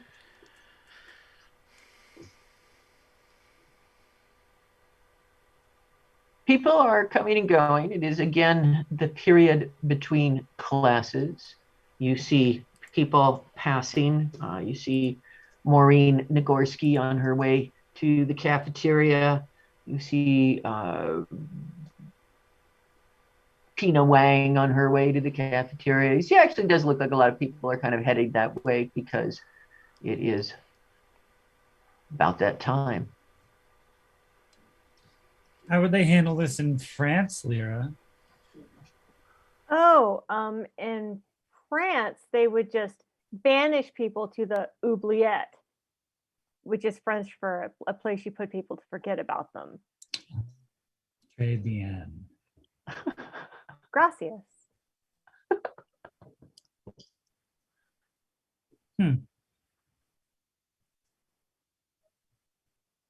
Are you done being snarky? I think we still have a problem to solve. It's not a nice thing to call your friends there, Drake. Duly noted. I'll keep that in mind for my friends. Let's just find this janitor and get this over with, please. I mean, you just like sicked your dogs onto her. You have to do more than that? Do you trust those folks to know what's going on? No, you're right. Here, let's go tell the principal and ask him to call her on the intercom. So the principal can hear it? Do you What care? do you think? Not really, but do you I think don't care. that... Fair enough, because I'm pretty sure the principal's going to look at us like something's wrong with all of us, but... lead the way, that's then. easy. We just say that the janitor molested us, and then they'll just go after her. Like, you want people to get mad, you just lie about them. This is very easy. How much experience do you have with that?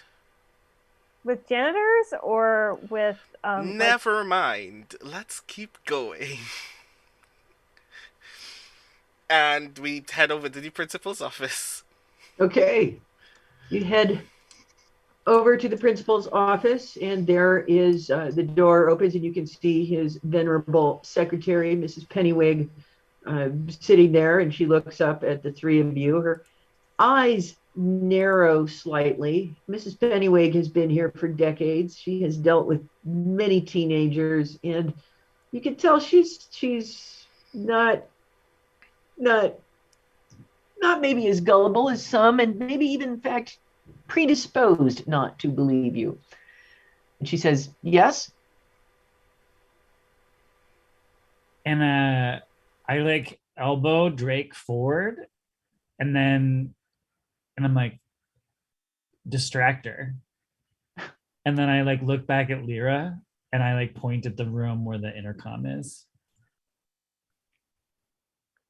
Yeah, so is she well distracted? I don't know. I'm gonna have to do the thing first. Oh god. What am I gonna? Um, Hi, good afternoon, Miss Pennywig. I was wondering, since we've just been added to the yearbook committee, and we were wondering if we could perhaps do a special interest piece on the kind of work that you and all of the other staff members in the office do to make sure that this school is run in a timely and effective manner. I think that students would really like to know more about the wonderful unsung work that you do to make sure that our school days continue to run on time and effectively. So I was wondering if we could just ask a couple questions about you and your work, if you don't mind. Do you have about 15-20 minutes at the moment? I hope I'm not interrupting you or anything. Let's see a roll to see how well this goes. And I think, is Yeah. cold the best stat for that? Or It's hot or cold. I feel like because I'm trying to essentially get her, like, because I'm trying to suck up to her, I feel like it's supposed to be hot. yeah. 9 and 2 is 11. All right. Okay. Miss Pennywig unbends a little and says, well, yes, I could probably do something like that after lunch, perhaps. Oh, I was wondering if we could talk to you now. I mean, the yearbook is coming together at the moment, and I know that it would be a very lovely opportunity to talk to you while everyone's on lunch rather than during the next period where you're probably going to be busy with work. I'm really sorry, but I take out the camera and I'm just like, and if we could get some quick photos right now, like, that would be perfect. So maybe Drake, if you could stand next to Mrs. Pennyworth, and then if you could just face me, and then Oh yeah, of on course. 3, 1, 2, 3. What's the name of our school? All right.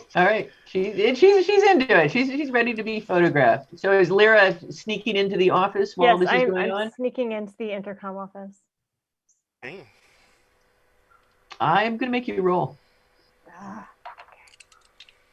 okay. 9. Okay, 9's good enough. Okay, you're in the office. All right, so I go over to the intercom because the office is empty, right? There's nobody in here. Okay. Nobody else. And using something very close to the principal's voice, I say, Rosie, you're needed on the A hall bathroom. We have another vomit issue. Rosie to the A hall bathroom. Please come unaccompanied with no weapons and a mop. Oh my god!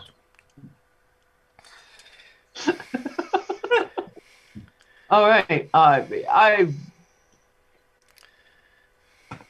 I don't know if she's going to show up with no weapons, but I love that line. That was amazing. All right. So you do that, and you're going to then just sneak out of the office again while they're still photographing. Okay. All right. I think that's fine enough. All right. Drake is like making up the most innocuous questions in an Can we attempt take to... pictures where you're standing on the other side now? And then, okay, we'll do that. And then, oh, I'm sorry. I think one of you blinked. We just need to take 2 more. Nope, now you both blinked. One of you needs to keep your eyes open. I can Photoshop your eyes from the other photo if you just, okay. And she's kind of getting into it. You can tell, like, this is not someone who gets a lot of attention. And they're actually, kind of the idea that the yearbook might be celebrating her work is a kind of strange, novel, and delightful idea to her. So she's pretty nice to you guys.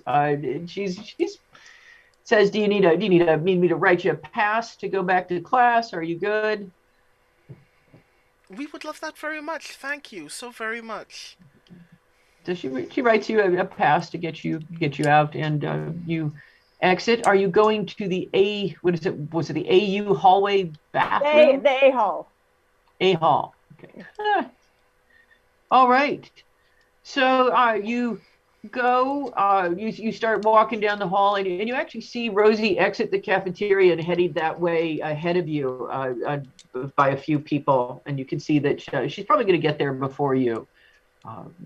So you're just going to follow her at a distance? Oh, I like barrel in. You like what? I barrel in after her. Okay. Oh God! And I follow after Iggy, very annoyed. As soon as I get in there, I try to shove her head in the toilet.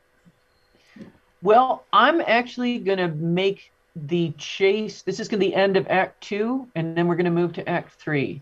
So we're going to do a quick 5-minute break and give people 5 minutes to stretch and for me to go grab more water. Sound good?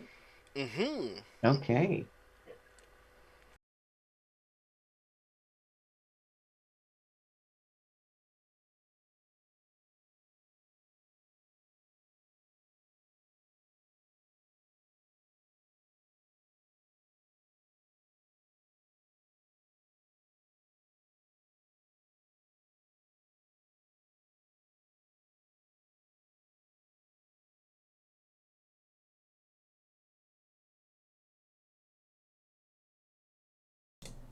Oh, you didn't catch any of that because I wasn't unmuted.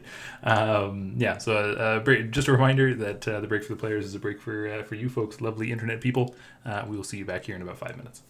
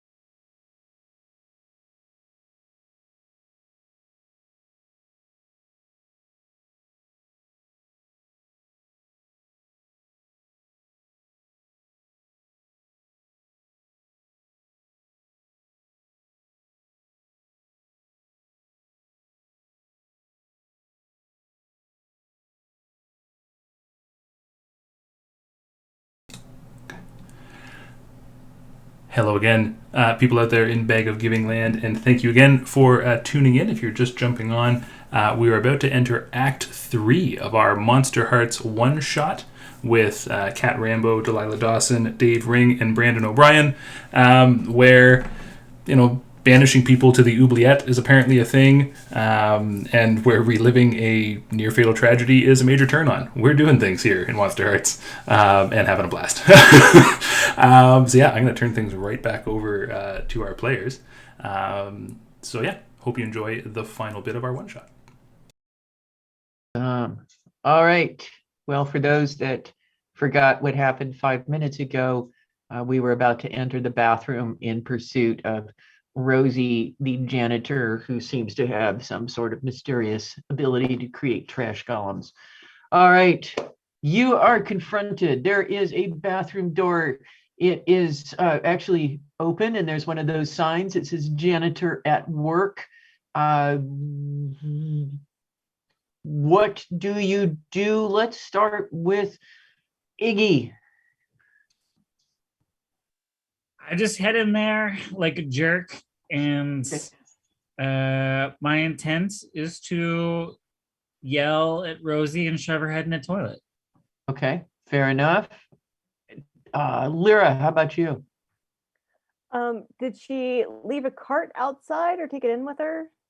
It's in there with her. It's in there with her. Okay, so there's no like convenient weapons or dangerous items lying around. Oddly enough, no. Okay, I follow in. Is the cart in there? What do we see when we're actually in there? Yes. Okay. Is there anything of obvious interest on said cart? There is a mop. I grabbed the mop. Hell yeah, I want the mop. Okay. So you grab the mop.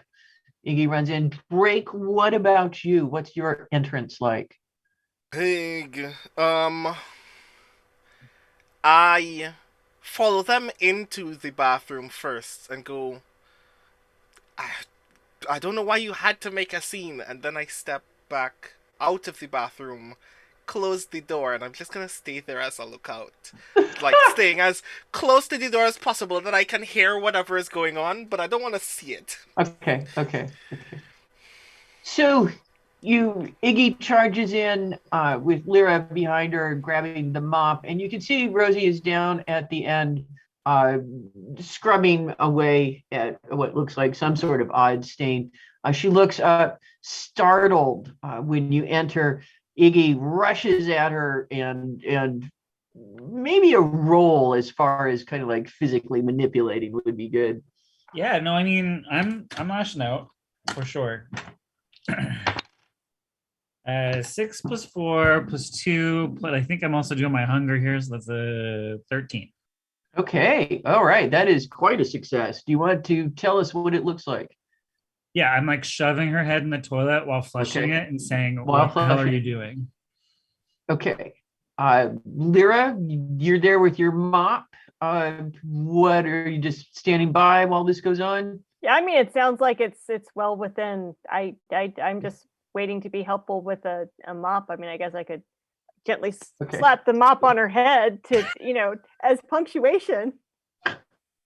Well, there is a lot of sputtering and gasping and the sort of incoherent noises you would expect from someone with their head in a toilet with the water being flushed. Yeah, after a point, I realized that I have to like let up on the gas in order for her to reply, but it takes me a minute to get there. There's a lot of gasping, and finally, like, let her up, and she is red and sputtering and just absolutely incoherent, just like, what the fuck? And what do you do? What do you say? Lyra, this is your moment to punctuate if you want. Well, I gently put the mop over her head like it's a very bad wig, and I say, why does your art suck?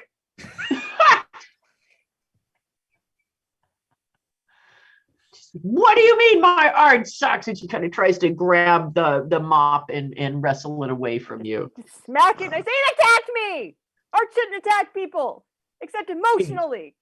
She does not actually succeed in grabbing it from you. Okay. Iggy, anything you want to add? I'm just letting Lyra steer You this let Lyra ship go. right now. Yeah. That's unwise. And I'm you just see, the muscle. you see Rosie's face she gets Rosie just furious, and she says, "You goddamn kids!" He says, "You killed my niece Sabrina," and she pushes Lyra back as hard as she can, which is actually pretty hard. So you kind of go sprawling back. Okay. I sputter. I don't let go of this mop though. Okay, fair enough. Iggy, it does occur to you, Rosie does bear a great resemblance to your dead friend Sabrina. Yeah, it's throwing me off my game.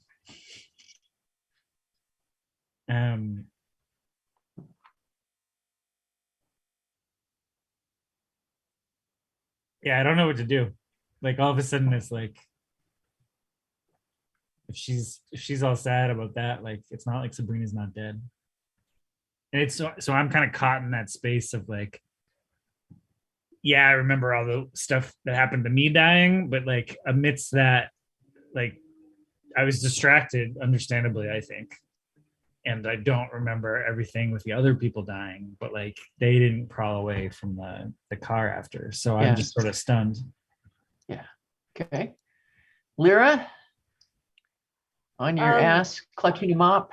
Yeah. I stand up and I point the mop and I say, "Okay, but I didn't kill her. So why did you steal my stuff and attack me? All I did was definitely not set that fire in the H-Hall bio room. That wasn't my fault at all. So I don't know why you're coming after me." You're all the same. You all just gossip and spread rumors and make each other miserable, all of you. I mean, if you think gossipers deserve to die, go after the Kardashians, not children from France. She's she has passed coherency. I mean, she's past reason. She's just a creature of anger at this moment. And you can tell she is angry and sad and miserable.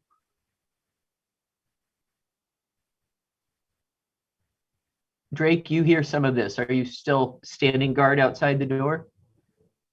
You hear a silence, actually, as everybody is staring at each other. I walk back into the bathroom and close the door behind me, and walk up towards Rosie, very slowly, just like very slowly, very silently, with just kind of this somber but respectful look on my face. Okay. I get why you're upset. But you have to understand, no one here hurt Sabrina. That's not their fault. This is really ironic because it's literally Drake's fault we're all dead. Please, did you say that aloud?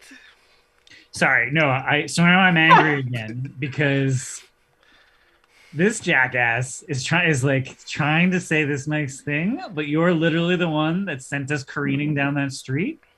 So yeah, I jump you now.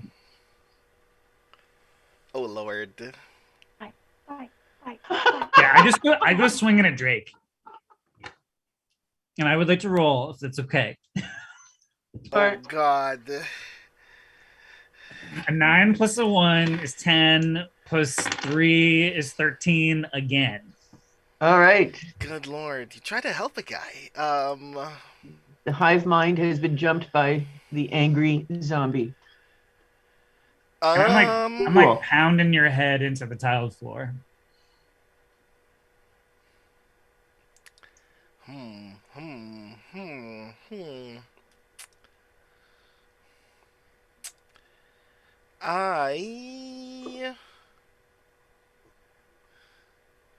I mean, you are already on top of me and doing a great deal of harm at this point. But I guess at some point I do have to fight back. I mean, you could try to run away. What am I gonna do? Or you could shut me down, or like something else. You could try to make me stop. Yeah, I am gonna try to shut you down. Um, because I need you to figure out. I need you to realize that I'm trying to help you. Oh my god. Um, 8 and 1 is 9. Cool. Okay. Would you say though? What do you say? What do I say? What happened to Sabrina was terrible. It wasn't supposed to happen. But it's not the fault of anyone here, and I'm trying to like get Iggy to realize what my goal is.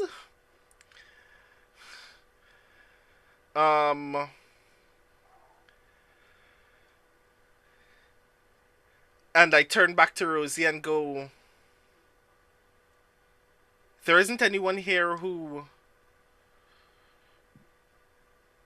isn't broken up about that. And I step closer to Rosie and I take Rosie's hands and go, you have a right to be mad. It sucked.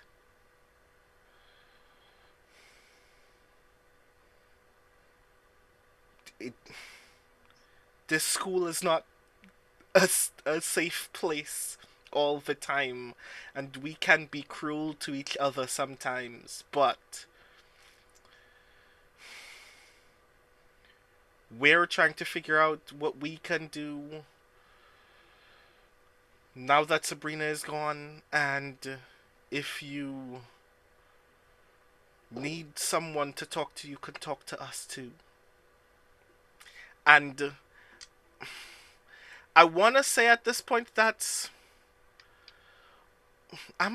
Is that mechanically also shutting down Rosie? Seems like it to me. Yeah, so I'm going to roll again. Okay.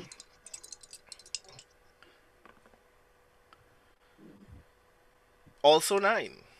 Also 9. Okay, her features soften and you see she moves. Like you can see some of the anger begins to ebb a little, kind of replaced somewhat by understanding, but still so much kind of pain and incomprehension. She just sort of collapses, sobbing on the cold tile of the bathroom floor there with you in that kind of... I kneel down next to Rosie and give her a hug. Okay. You two monsters deserve each other. While that's happening, God, this is very weird. I want you to understand how weird this is. I'm gonna spit in Rosie's ear. Sorry.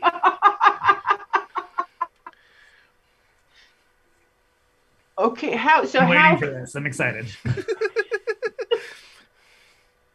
So I need you to describe what happens, including like how fast does this assimilation take place, and does she resist at all, or like how does this work? I have been waiting for this as well. The act of resistance, I imagine, is very painful. It does take a while. If someone wants to resist, like if someone notices, they would resist. But because of the circumstance that Rosie is in, I don't think that she notices. Okay. It would take a while, like a minute and a half, 2 minutes. Okay. Okay. But yeah. And so then does she, like, what's her demeanor once she's assimilated?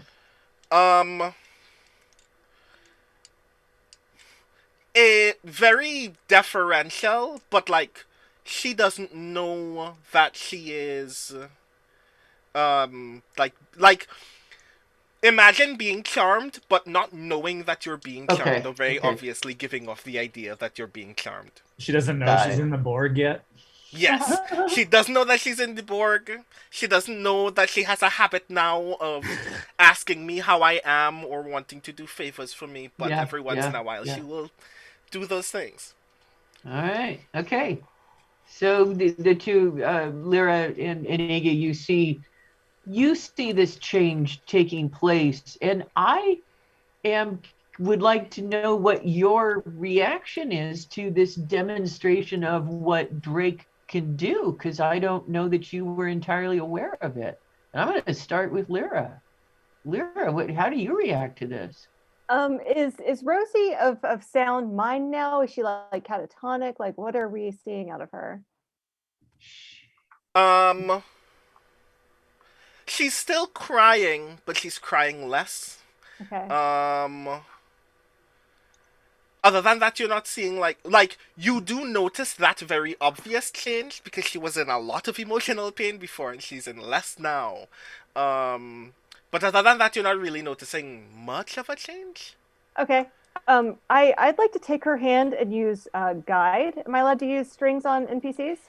Sure. Okay. Yeah. I'm gonna spin a string to take her into the fairy realm. And I said, do you want to see Sabrina again? I can help you see Sabrina again. Holy crap. Yes. Yes. Okay. She desperately wants to see Sabrina again. Okay, so I pull her into the fairy realm. Okay. So what is it? Let's get a cinematic moment. Describe what that looks like to the others. Like it's like I take her hands and kind of like a swirly vortex, a glittery kind of vortex appears on the like the cinder block bathroom wall where someone has done a terrible painting about a Shakespeare quote. And I pull Rosie through like lovingly, sweetly. And I get to the other side and they can kind of see us through this like kind of hazy mirror. And I kind of sit Rosie down and I'm like, right here, I'll get Sabrina. And then I lure in a giant fairy boar with like slavering jaws to eat her. Okay. All right. And then I step back through it. I'm like, we don't need any more of you here. Thank you. All right. We French are a little bit xenophobic. Okay. All right. So Iggy, at first I was going to have you react to just what Drake has done, but now I would like first let's move from reaction to Drake and then let's kind of segue into even more reaction because this is wild. So these jokers deserve each other, and when Lyra disappears, I take the discarded mop and I just, when you like, I'm going to go outside the bathroom and use the mop to stick it in the lock and just trap them all in the bathroom. Okay. Sounds good. Drake, what's your reaction to this? Has Lyra come back from the Fey realm yet at this point? Lyra, do you step back from the fairy realm? No, I'm standing over there just kind of gauging things because I'm obviously with people who are, a little volatile. To use the game's words. That makes sense.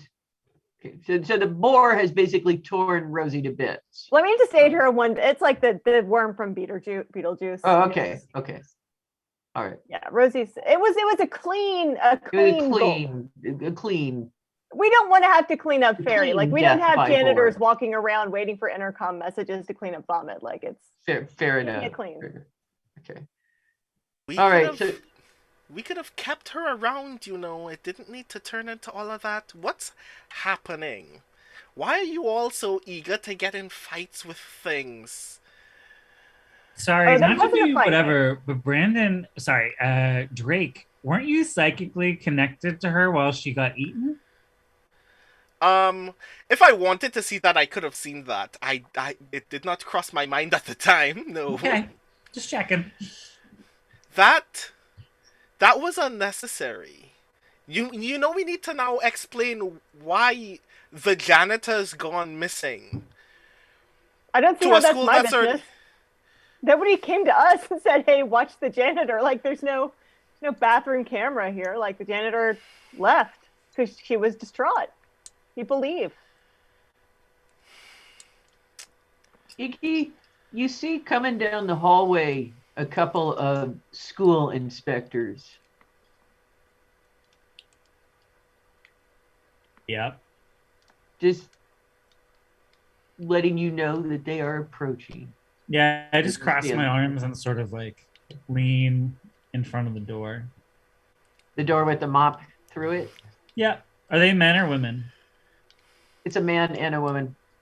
Okay. They come up and they're looking at you and kind of looking at the door. They're like, "What's up?" I don't think it's any of your business. I think it is our business. I think your principal brought us in to investigate things. And You really want to get into a thing with some teenage girls right now? I think you just want to keep walking. I think that that's a fire hazard. I That's don't think there was illegal. a fire department. We don't care. We can write up a citation. Kid, stand aside. Just that's not right, having a door hand blocked like that. Come on. I don't move. Okay. You see them they're both sort of sizing you up. And then like one of them's like, "Do we really want to get into a confrontation with the kid? Let's go talk to the principal." And they go scuttle down the hallway. Yeah, keep walking. Ah! Drake and Lyra, what's going on inside while that's happening? I mean, I tried to open the door, only to realize that the door is locked. It does seem to be locked.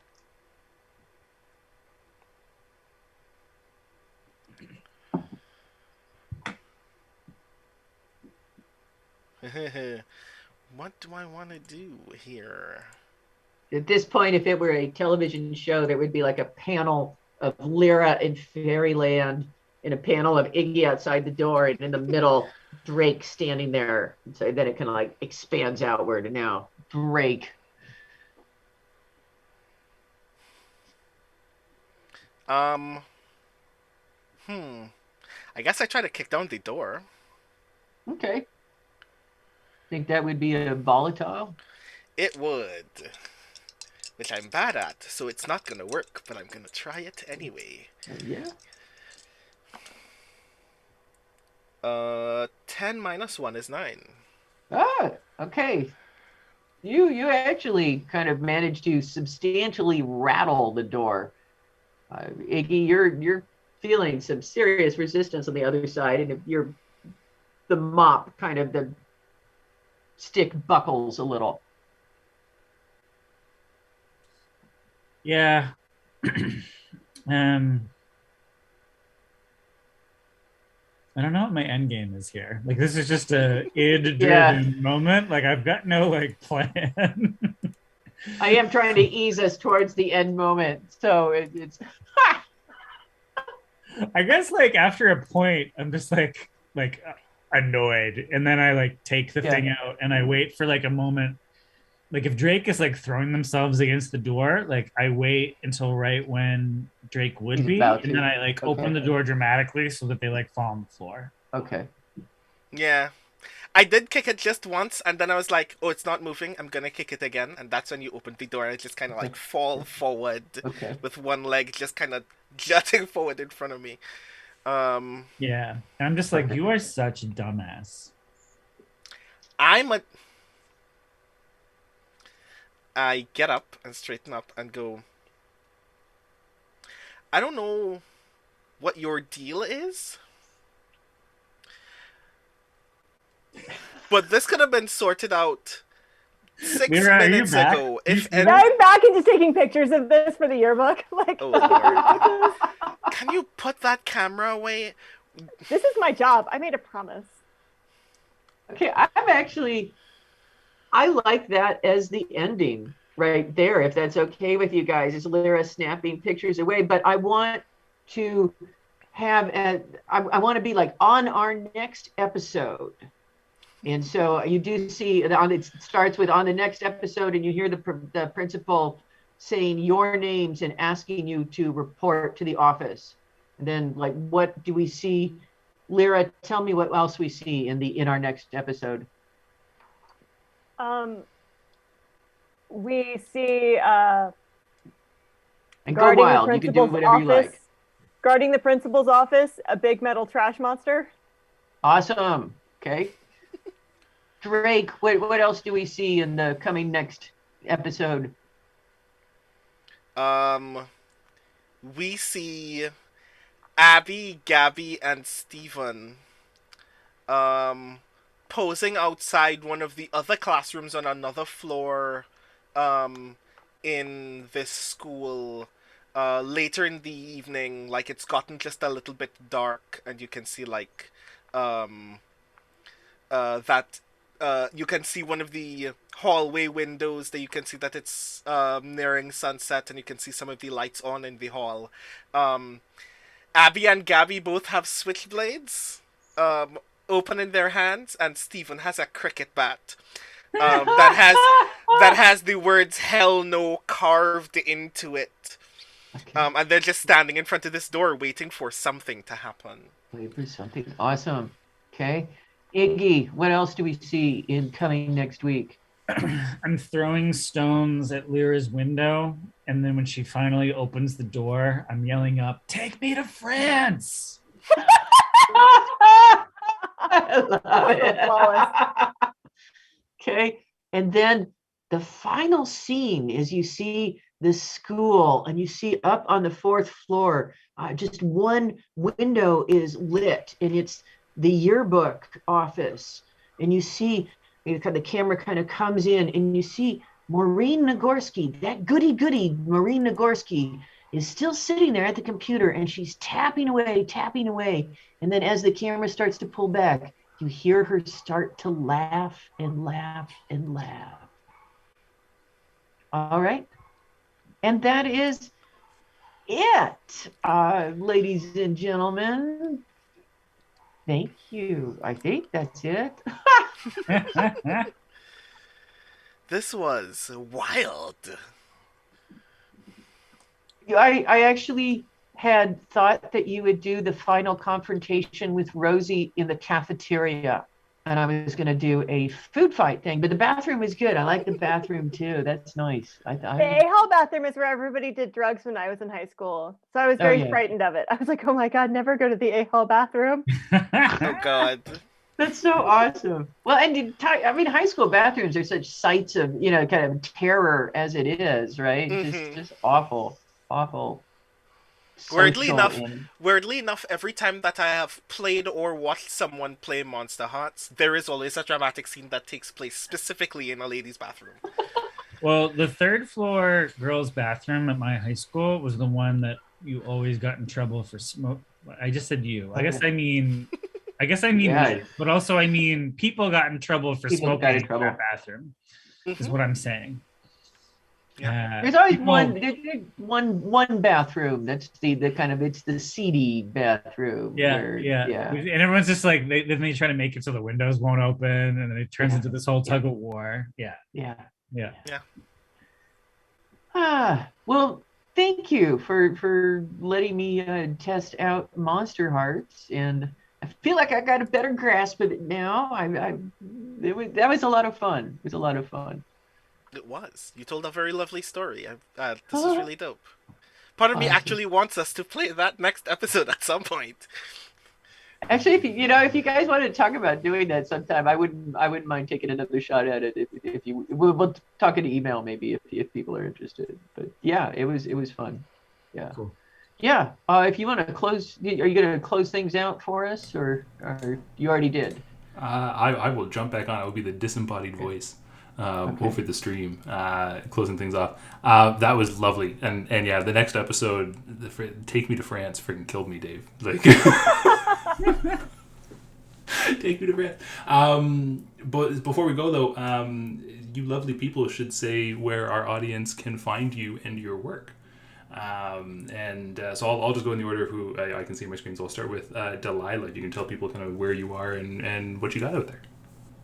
Sure. I'm Delilah S. Dawson pretty much everywhere. Twitter, Instagram. My website is delilahsdawson.com. I'm an author of a whole bunch of books ranging from middle grade and YA to romance, fantasy, weird Western, Star Wars, Minecraft, all sorts of stuff like that. So it's all on my website and on Twitter too. And I also answer writing questions on Twitter for folks if they have an ungoogleable writing question.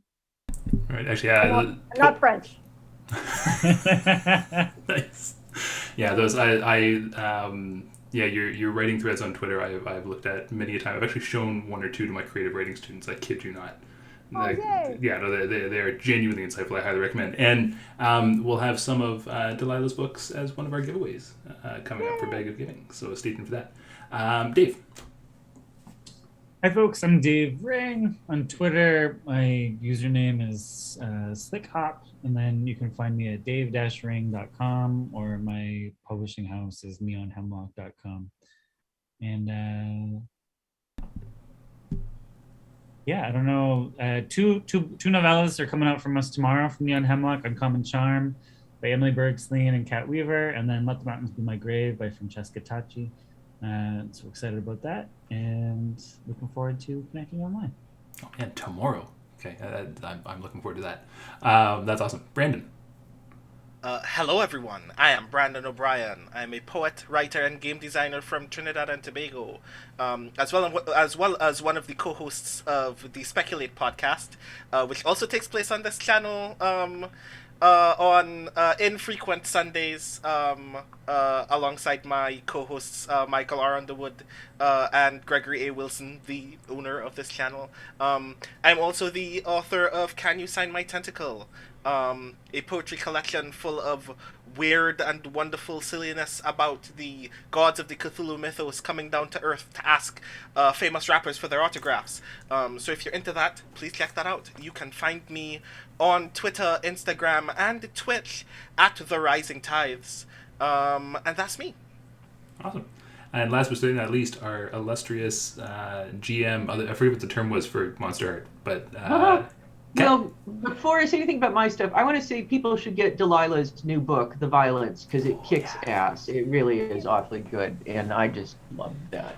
I have a space opera out, and I just have an anthology out this month that I co-edited with Jen Brozek called The Reinvented Heart, Tales of Future Relationships, not just romantic, but friends and parasites and pets and all sorts of things.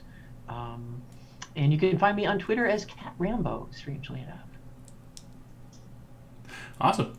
Thank you so much, folks. Again, this is an absolutely fabulous game, and maybe we'll see more later on. So yeah, to the audience out there, thank you so much for tuning in. Our next game is coming up really quick. It's on this coming Sunday on the 22nd. Nice.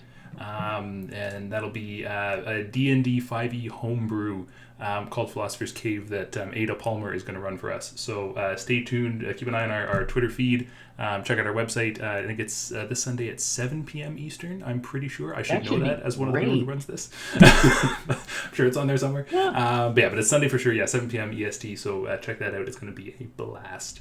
And yeah, without further ado, have a good night, everyone. Thanks, Kat.